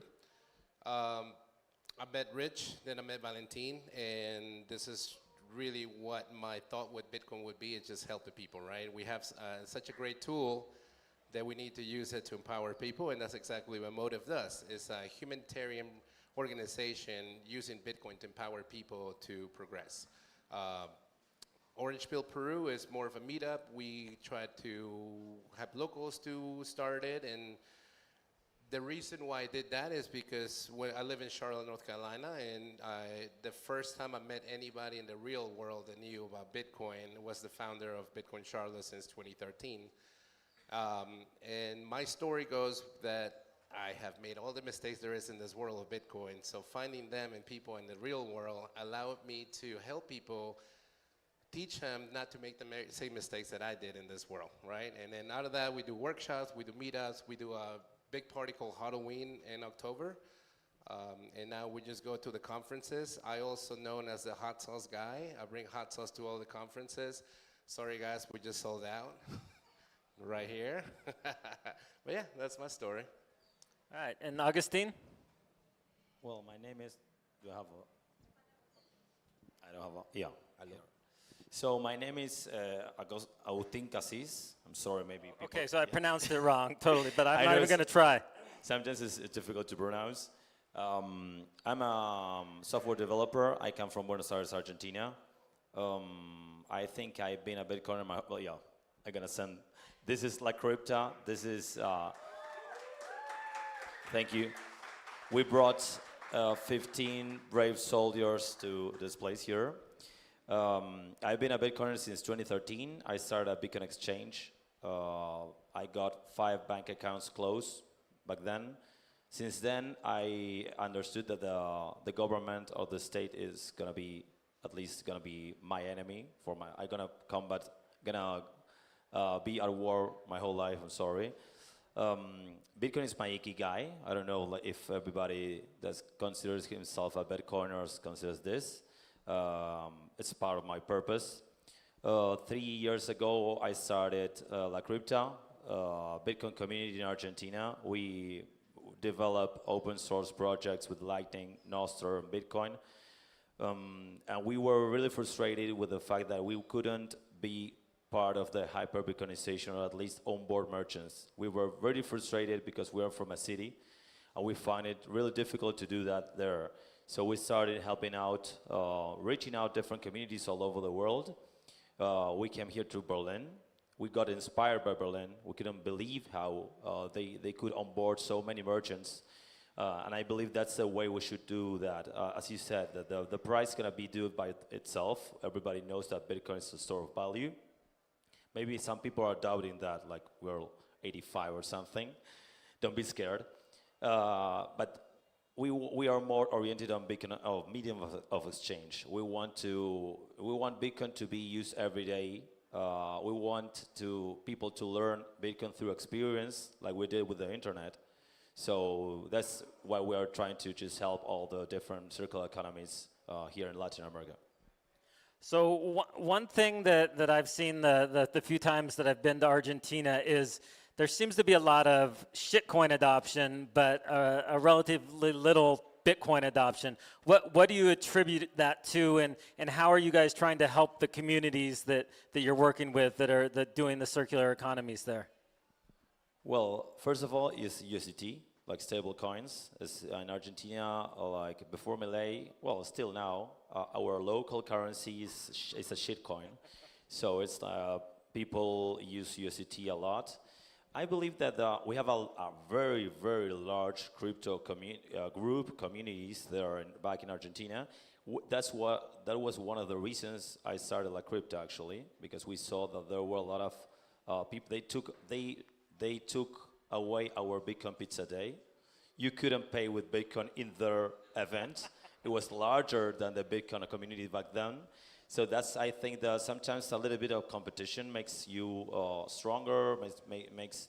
We need new people, young people come on board. But to answer your question, I think it's more related to stablecoins, definitely. People that live in Argentina, we have a lot of regulations, and people like developers, for example, they just get paid abroad, and USDT is a very good solution for them. And Latundo, I'm curious as to what you've seen in this last year as things at Bitcoin and Kasi continue to grow. How have you seen the mindset of the young people change in regard to Bitcoin? At the moment, like we have 20 kids. They are attending my premier Bitcoin diploma in our Bitcoin and Kasi Center. And also, like, I did see... And are they more excited about this than they would have been a couple years ago? Yes, they are more excited about learning about Bitcoin. And also the one that they are already done graduate, and then they keep coming back. And also, they come back, but they are reading another books of Bitcoin, like standard book Bitcoin and another books. So, like, after they done reading those books, and then we're gonna reward them with Bitcoin. So, like, I see, like, Bitcoin, like, is going to change the young generation at Ekasi. And also, I see through surfing, the kids, the one that they are going to participate in the surfing competition, they are doing, like, much better. They seem like they're taking their surfing training much more serious now that they've been introduced to Bitcoin. It's amazing how we've seen similar things in El Zante, that when you introduce them to Bitcoin, they get this lower time preference. They start thinking about the future. They invest more in their education, in their physical health. And so that's amazing to see. I've watched that. I've seen them starting to qualify for the bigger contests in South Africa. And so that's pretty amazing to see. Yeah, and also, like, we give kids some challenges, like they have to do like air reverse, and then if the kids they did air reverse, we will give the kids some sets. So like we are using like Bitcoin up to machine, like to empower those kids as well. I love that. I love that, incentivizing them. Johnny, in Peru, I know you guys are working with a very diverse community there in Motive, from people in Lima, which is a very big city, very advanced, to the a lot of the indigenous folks in the Andes, in Cusco, some of them that aren't even Spanish speakers in that zone. What do you see as something that like unifies that experience? Like, how are you able to be relevant in a community like Cusco, but also in Lima? I would say is nobody wants to be the first to try something, especially when some outsider comes into a little village offering something that's completely far beyond their understanding. it's easier for us to understand it, but for people that, again, don't write, read, I think is the sincerity and the transparency that we bring to them, and once they see how it works, the war gets around. So I think that's what unites all the communities is the trust that they have, and after they see how it works. So if somebody starts it out, everybody follows, and even when you got the jungle, when people don't have potable water, now they're able to buy potable water with Bitcoin, feed their kids, grow crops, teach them English, just they see that we're here to help, which in Latin countries, and Peru especially, when people come trying to help, there's usually another side to the story. But after all the examples and the word of mouth, I feel like that's what unites everybody. And then they see, they don't see Bitcoin as like in the States. States is completely different view of it. Bitcoin over there is like, oh, it's a way of life. It's a freedom part. And allows us not to go miles away to a bank that's going to run out of money or that doesn't give me anything because I don't have an ID. Yeah. Interesting. In Argentina, I know you guys have, is it 21 projects that you're working with, or explain the name of the 20, it's 21, right? Yeah, it's 21, exactly. Okay. So explain that, and then give us an example of one community you see doing, something that's kind of revolutionary there.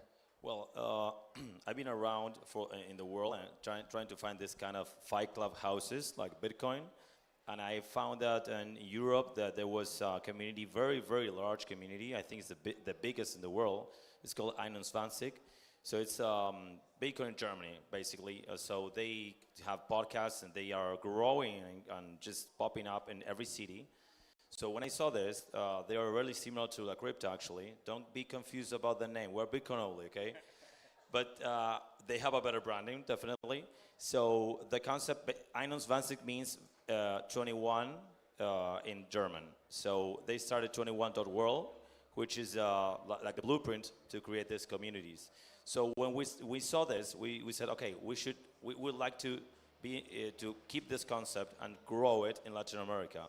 But we don't want to get involved in the branding of the local communities. I believe that the communities need their own local branding and their own people. So what we did is we started 21. We twisted a little bit the concept and created a network to help other circular economies here in Latin America.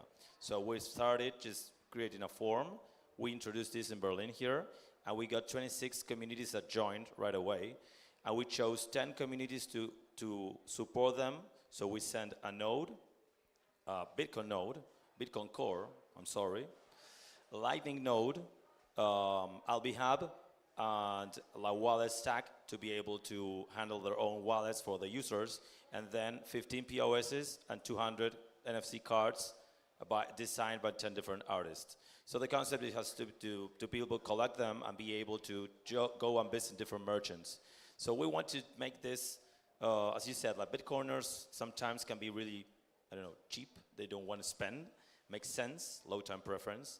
But we want it to be engaging and playful and just gamify a little bit the flow, so customers have the opportunity to meet merchants, to keep the onboarded, to be there, to have different conversations, because I think the onboarding is not just teaching them how to use it. Sometimes the people who actually tell them about Bitcoin are the actual customers, actual Bitcoiners, who have the opportunity to just buy the coffee and have the conversation. Do you keep the sats or you convert it? And these kind of things are the things that actually turn like the orange pill to process. No, I love that. It really does take a lot of like one-on-one hand-holding with the merchants doing that. And so you guys are more working behind the scenes to support all of these different projects. And what I'm curious as to what criteria you use to select the 10, because I know Bitcoin Beach, we support, I think it's close to 70 different projects in different ways around the world, and sometimes it's hard for us to vet them, it's hard for us to know which ones are serious and which ones are going to be successful, so I'm just curious as what we can learn from you and how you picked the 10 that you decided to support. Well, I think we should learn from you, but Well, our case is we actually know the people. We have meetings with a lot of people to try to see if they were serious.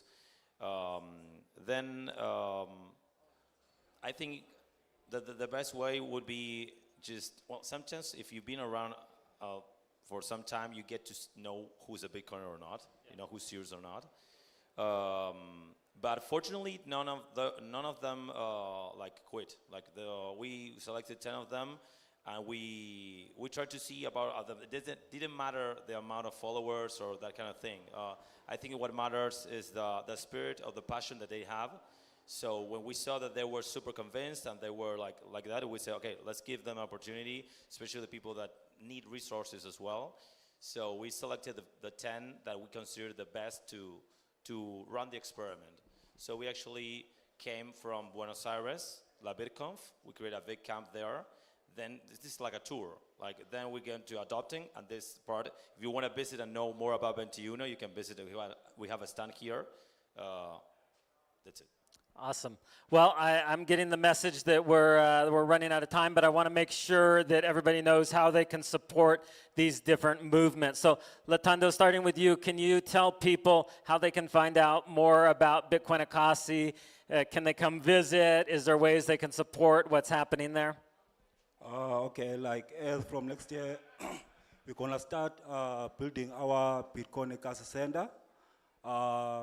To build that Bitcoin Akasi Center is gonna bring more attention from the community, because now we are just renting a normal house.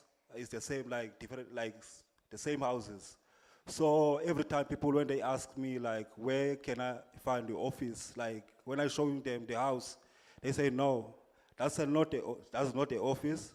So you guys, you are here just to scam us. So if you can be able to build a Bitcoin Akasi Center from next year. If you want to support us, you can go support.bitcoinakasi.com. We will really appreciate that to start building the new community center. Thank you. Awesome. Yeah, they're building this center there that's beautiful on the bluffs overlooking Mosul Bay, and it's going to be amazing. Johnny, what about for Motive? Well, you can find me here. Just find a llama. I won't spit on you. We're pretty friendly. I'll talk to you all about it. Motive Peru, we're in all the social medias, including Noster. And we are planning a big event in Peru at September 2026. So come see us. Yeah. Awesome. Well, I've had the privilege to spend some time in Peru at numerous of the different Motive sites. I've been able to go to Bitcoin Akasi, so now I got to make it down and see what you guys are doing on the ground. But let people know how they can find you guys and support you. Well, first, if you are here, you can just welcome to visit us and stand here on 21.lat. We are there. We can speak English, Spanish, Portuguese, whatever, even German. And Italian, thank you. So you can look us in La Crypta. We are on every social media. We got Instagram, Twitter, Telegram, Discord. We are very active in every community. We want to reach out as many people as possible. So you're invited to visit us and have a good conversation. Awesome. Well, thank you guys. Thank you for all the hard work. I know how much work goes into the grinding on the ground. So thank you for doing that. Thank you very much.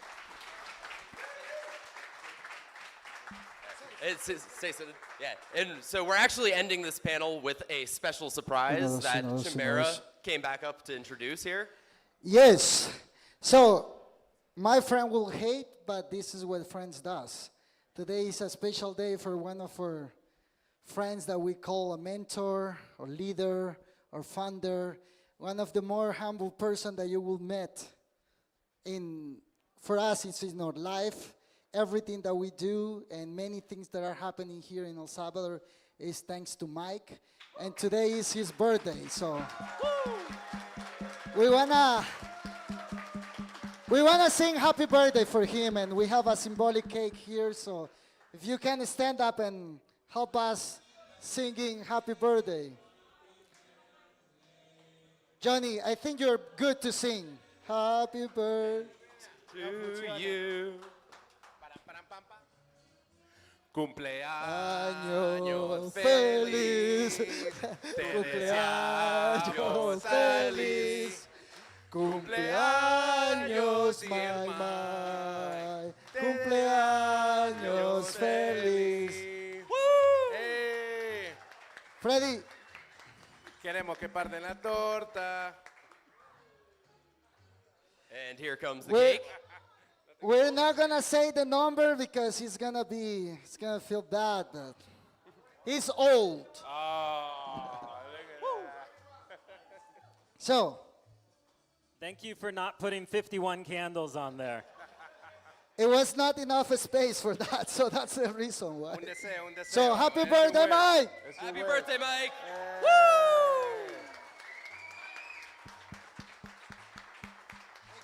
Thank you, guys. Thank you.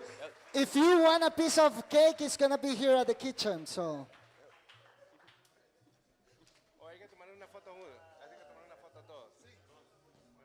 Well, thank you guys.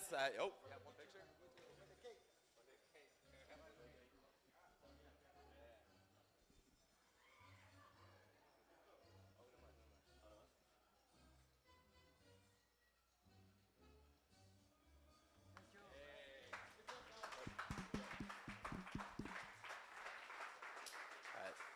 Thank you, everybody, especially those of you who sang along. It was a lot of fun. And thank you so much to Mike for leading the way with so many of these grassroots projects. Really no more fitting place to celebrate the birthday, I suppose, than on stage at a circular economy conference. So definitely get your cake over there. Come wish Mike happy birthday. Thank all of these guys for all of the work they do. And up next, we have our last talk of the day. So it is our main sponsor, BitTasker. And they do amazing work with Nostr-based freelancing.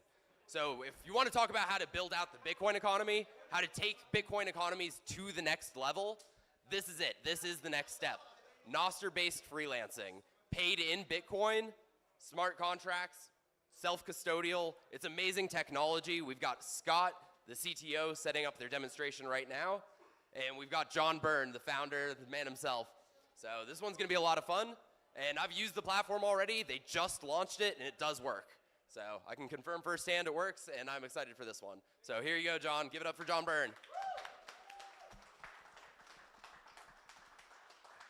Thank you, Jethro. Thank you, Charlie. Thank you, everybody, for being here. I'm so excited. I cannot contain myself. Honestly, I'm jumping out of my skin. I'm jumping out of my skin here. I might look cool, but believe me, I'm jumping out of my skin with excitement. I'm also in the over 50s club, so happy birthday to Mike, you old bastard, right? The over 50s are here doing the work, right? So look, as Jethro said, I'm John Byrne. I'm the founder. I'm the founder of BitTasker. Little story about us and about me. Ultimately, I came to El Salvador on a one-way ticket a year ago with my beautiful wife, Roxy, and just want to give special homage to her because everything that you see that we present, she's like the glue behind us all that you don't see. And whoa, very grateful. I'm also very grateful to my team, right? You know, we're an El Salvadorian private company. We're self-funded. We're putting it all on the line for what we believe is true and something that we must deliver in this world. And that's non-custodial freedom technology. All right? Who likes that? Who likes some of that shit? Right? That's what we represent, okay? Right, we're here. There's some amazing call in this land that everybody I talk to feels it. There's something extraordinary happening here, right? We can't put our finger on it. There's some source energy. There's something here driving us here to try and push back and restore the balance between the light and the dark, right? So that's what we're about.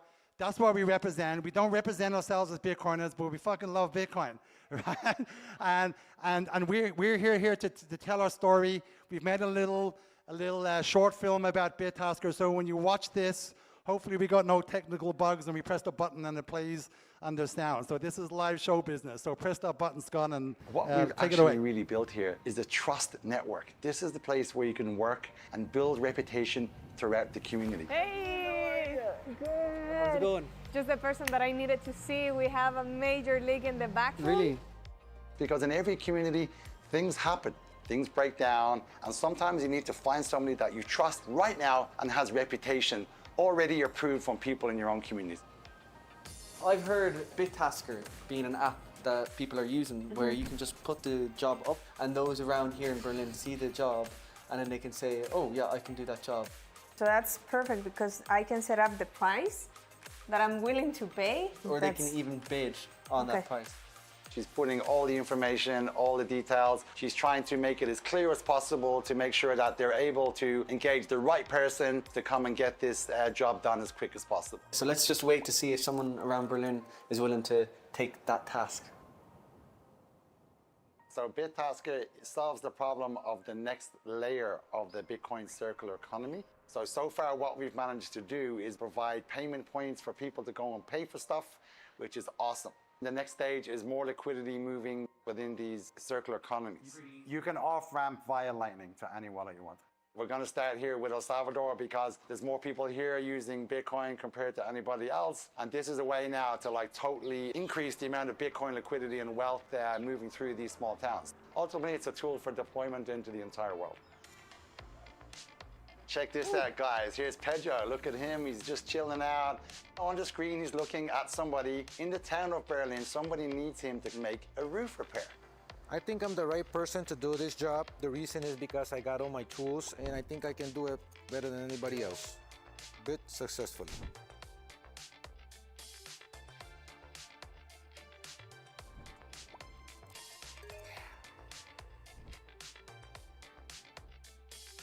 Hola, buenas tardes. Pedro, ¿qué tal? ¿Cómo Bien, estás? aquí estamos. Pase. Gracias. Mucho gusto. Aquí vengo a ver el trabajo. Vamos, aquí le voy a enseñar. Entonces, mira, aquí hay un montón de goteras. Sí, se ha estado mojando bastante de este lado también y por allá. Y yo le aviso cuando esté terminado. Vale, está bien. Ok. Vale, gracias. Okay, check this out, guys. Look who it is. It's Pedro completing the task at the Bitcoin Center in Berlin. The job is done. Check it out. We're getting the thumbs up from Pedro. He's here now talking with Evelyn. Looking at the app now, Pedro is pressing from his side to say that he's completed the work. And now here's Evelyn releasing the funds to him. Payment successfully released. And check it out, guys. Everybody's happy. A task has been completed on non-custodial, peer-to-peer, decentralized technology, all paid in Bitcoin. This is the future. Check it out. BitTasker.com is live. Salvadorians, Bitcoiners, we're here. The tasks are there. They're waiting for you to come and do them. See you there. Woo! Okay. What we've actually really built. I'm so proud of my team because I'm not the guy building this. It's Salvadorians building this, right? Our developers, okay, Scott's our CTO. He's the mastermind. He's the architect. He put it together. But we hired developers from Cubo Plus, right? If you don't know Cubo Plus, right? That's the development school from the Bitcoin office, which is the government arm of Bitcoin in El Salvador.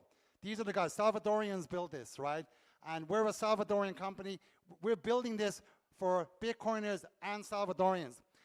Right, we went live at adopting Bitcoin. So far, 80 or 90% of the people that have onboarded into BitTasker, and yes, we're live now with a live wallet, are Salvadorians. And the most support that we're getting is from Salvador. So give it up for El Salvador.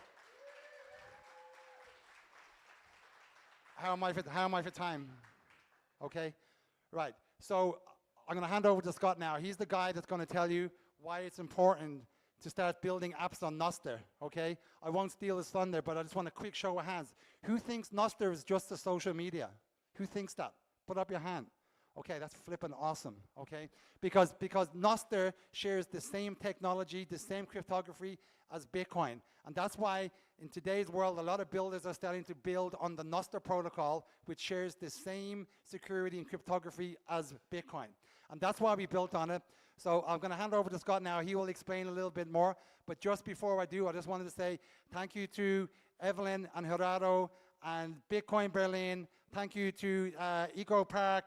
Thank you to Charlie and Jethro, and thank you to every single Bitcoiner that's ever onboarded, orange pilled somebody, and got the show on the road, because we can't do this without you guys.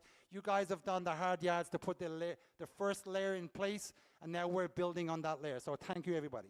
Thank you.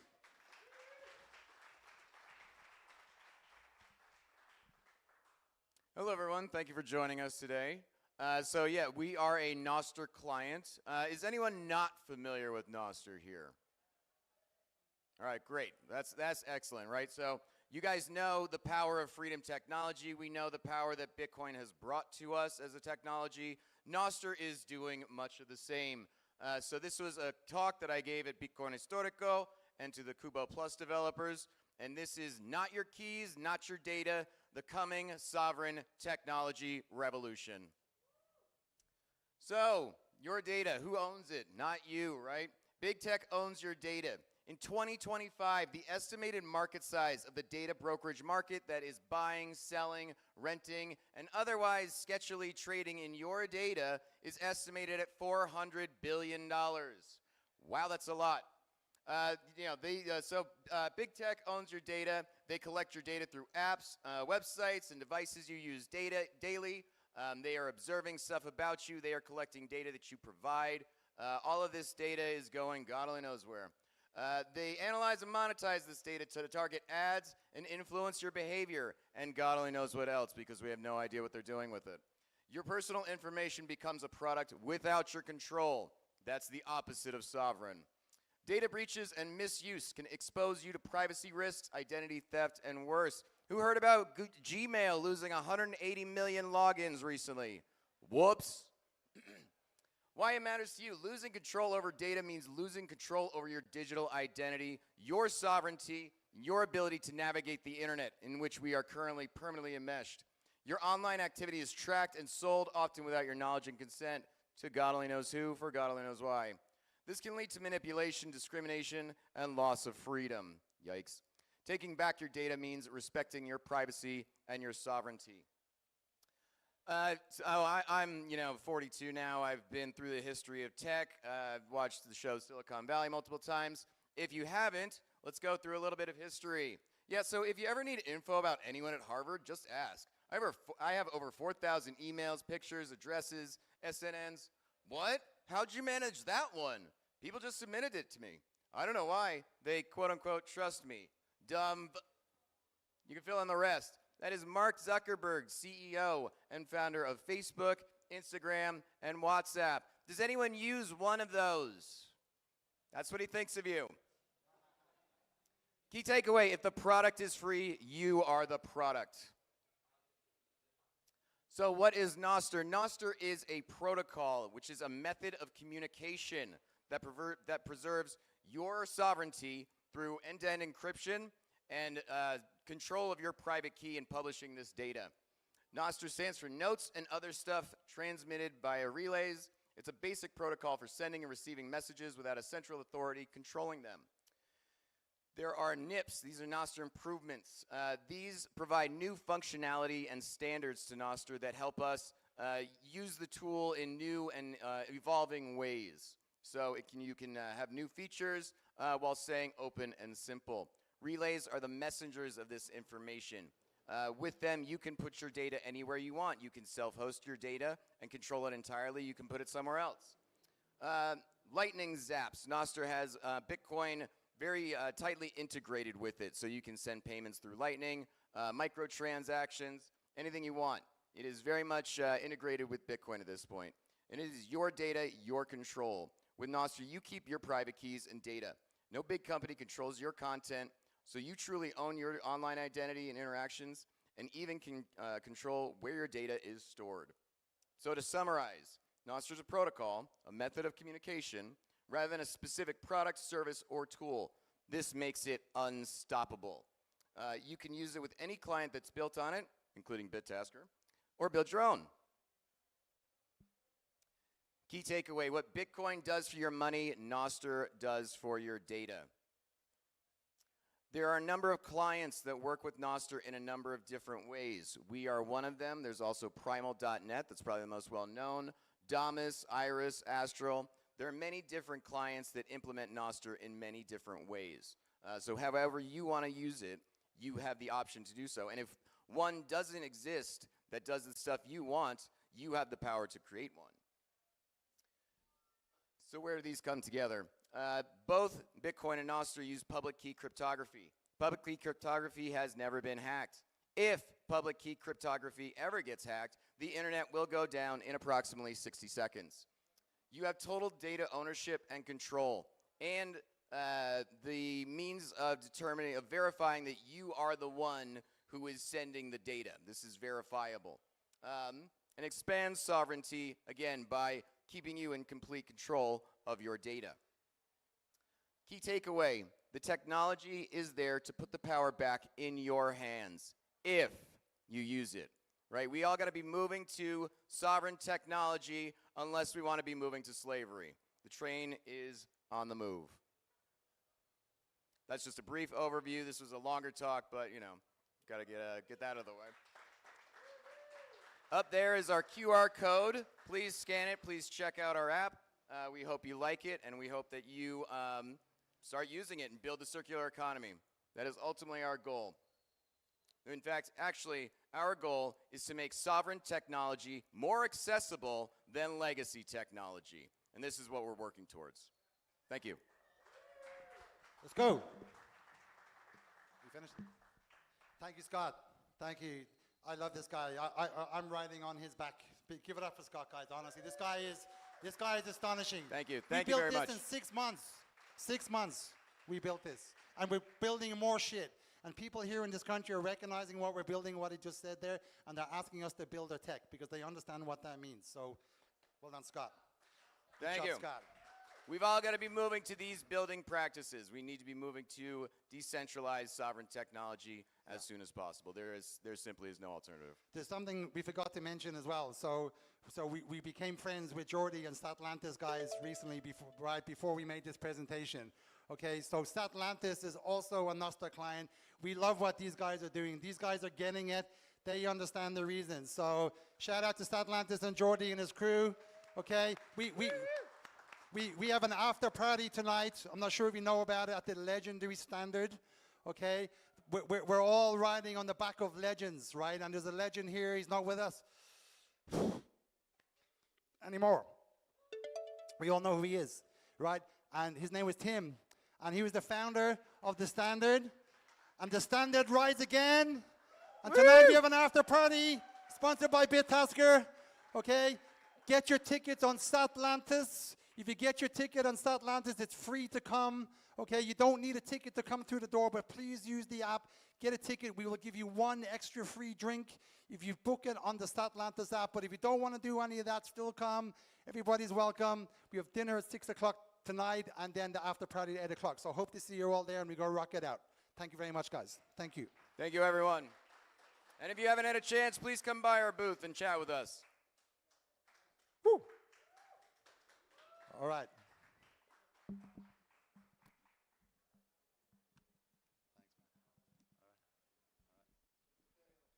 Give another round of applause for BitTasker.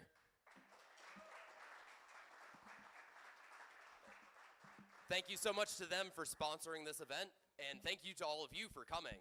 So this does conclude our final day. We're just going to give a few quick closing remarks here. So first of all, I hope you enjoyed day one. That was an action-packed lineup full of circular economies from around the world, some of the leading entrepreneurs in the Bitcoin and Nostr ecosystems, really raising the bar with sovereign freedom technology, sound money in the real world. And that is exactly what we were trying to show here, so I hope you guys all enjoyed that. Yeah, I hope everything was okay. We really appreciate any feedback on today, on anything that didn't go as planned or wasn't smooth. So just come up to us and let us know. We always appreciate that. We always want to be better.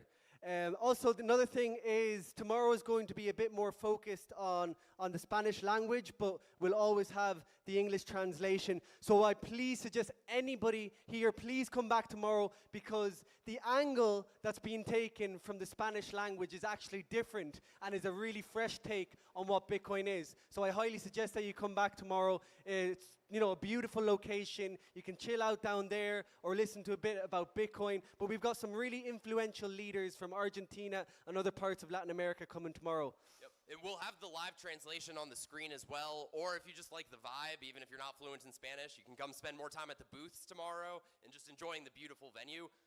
The next slide, we're going to show you the schedule for tomorrow. But first, or I guess we'll do it real quick. So yeah, we've got, especially from the 21 Latin America, they turned out strong with speakers from throughout Latin America. So a lot of them will be represented. You'll be seeing some of the same names from today. So just to give you an idea, excuse me, Jethro, we have like philosophical types of talks. We have building sovereign payments. We have cultivating leaders through education, building communities, educating about El Salvador and its future, and a lot more, and the introduction of Berlin merchants. And then towards the end, we have an amazing, amazing panel, which is Boots on the Ground, which includes Aaron Murphy, Texas Slim, and Will Lair from Club Cocal, hosted by Beef Backbetter James Sider. So I highly suggest you come for that at 2 p.m. Yep. That panel alone makes coming tomorrow worth it. That's some of our favorite headliners, real boots on the ground people building in El Salvador. So that's all going to be amazing. It's going to be a lot of fun seeing you guys back tomorrow. But if we could go back to the first slide real quick. Before tomorrow, we have the party continues down by the main square in Berlin. So Gerardo and Evelyn and the Bitcoin Berlin team organized a festival for you guys. So it's actually going to start with a parade very, very soon. Basically, as soon as we end here, everybody go over to the main square. They're dressing up in Renaissance outfits. They've got horses and swords. They've got a musical band show, a horse show, folk dances, medieval combat show, more activities, papoose eating contest, a basketball tournament, a talent show, and of course, my favorite, there is a piñata, a central bank piñata. So you can go, if you're feeling inspired from seeing what the Bitcoin economy can look like, you can go smash a central bank piñata. So we'll see you all downtown, and definitely spend your sats, support the local merchants. The reason that this Bitcoin circular economy exists is because of them. Yeah, also, if someone's looking for a bit of transport, there should be motor taxis just outside to get to the main square. And yeah, again, thanks everyone for your presence, for your attention. It's been an incredible, incredible day, and we'll see you again for tomorrow, day 2, okay?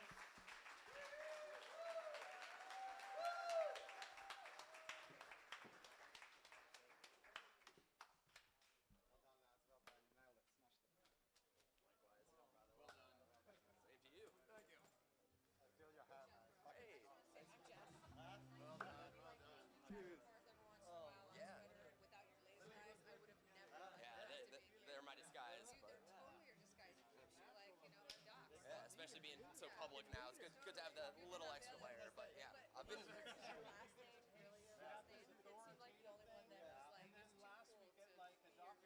It's a shortened version of it.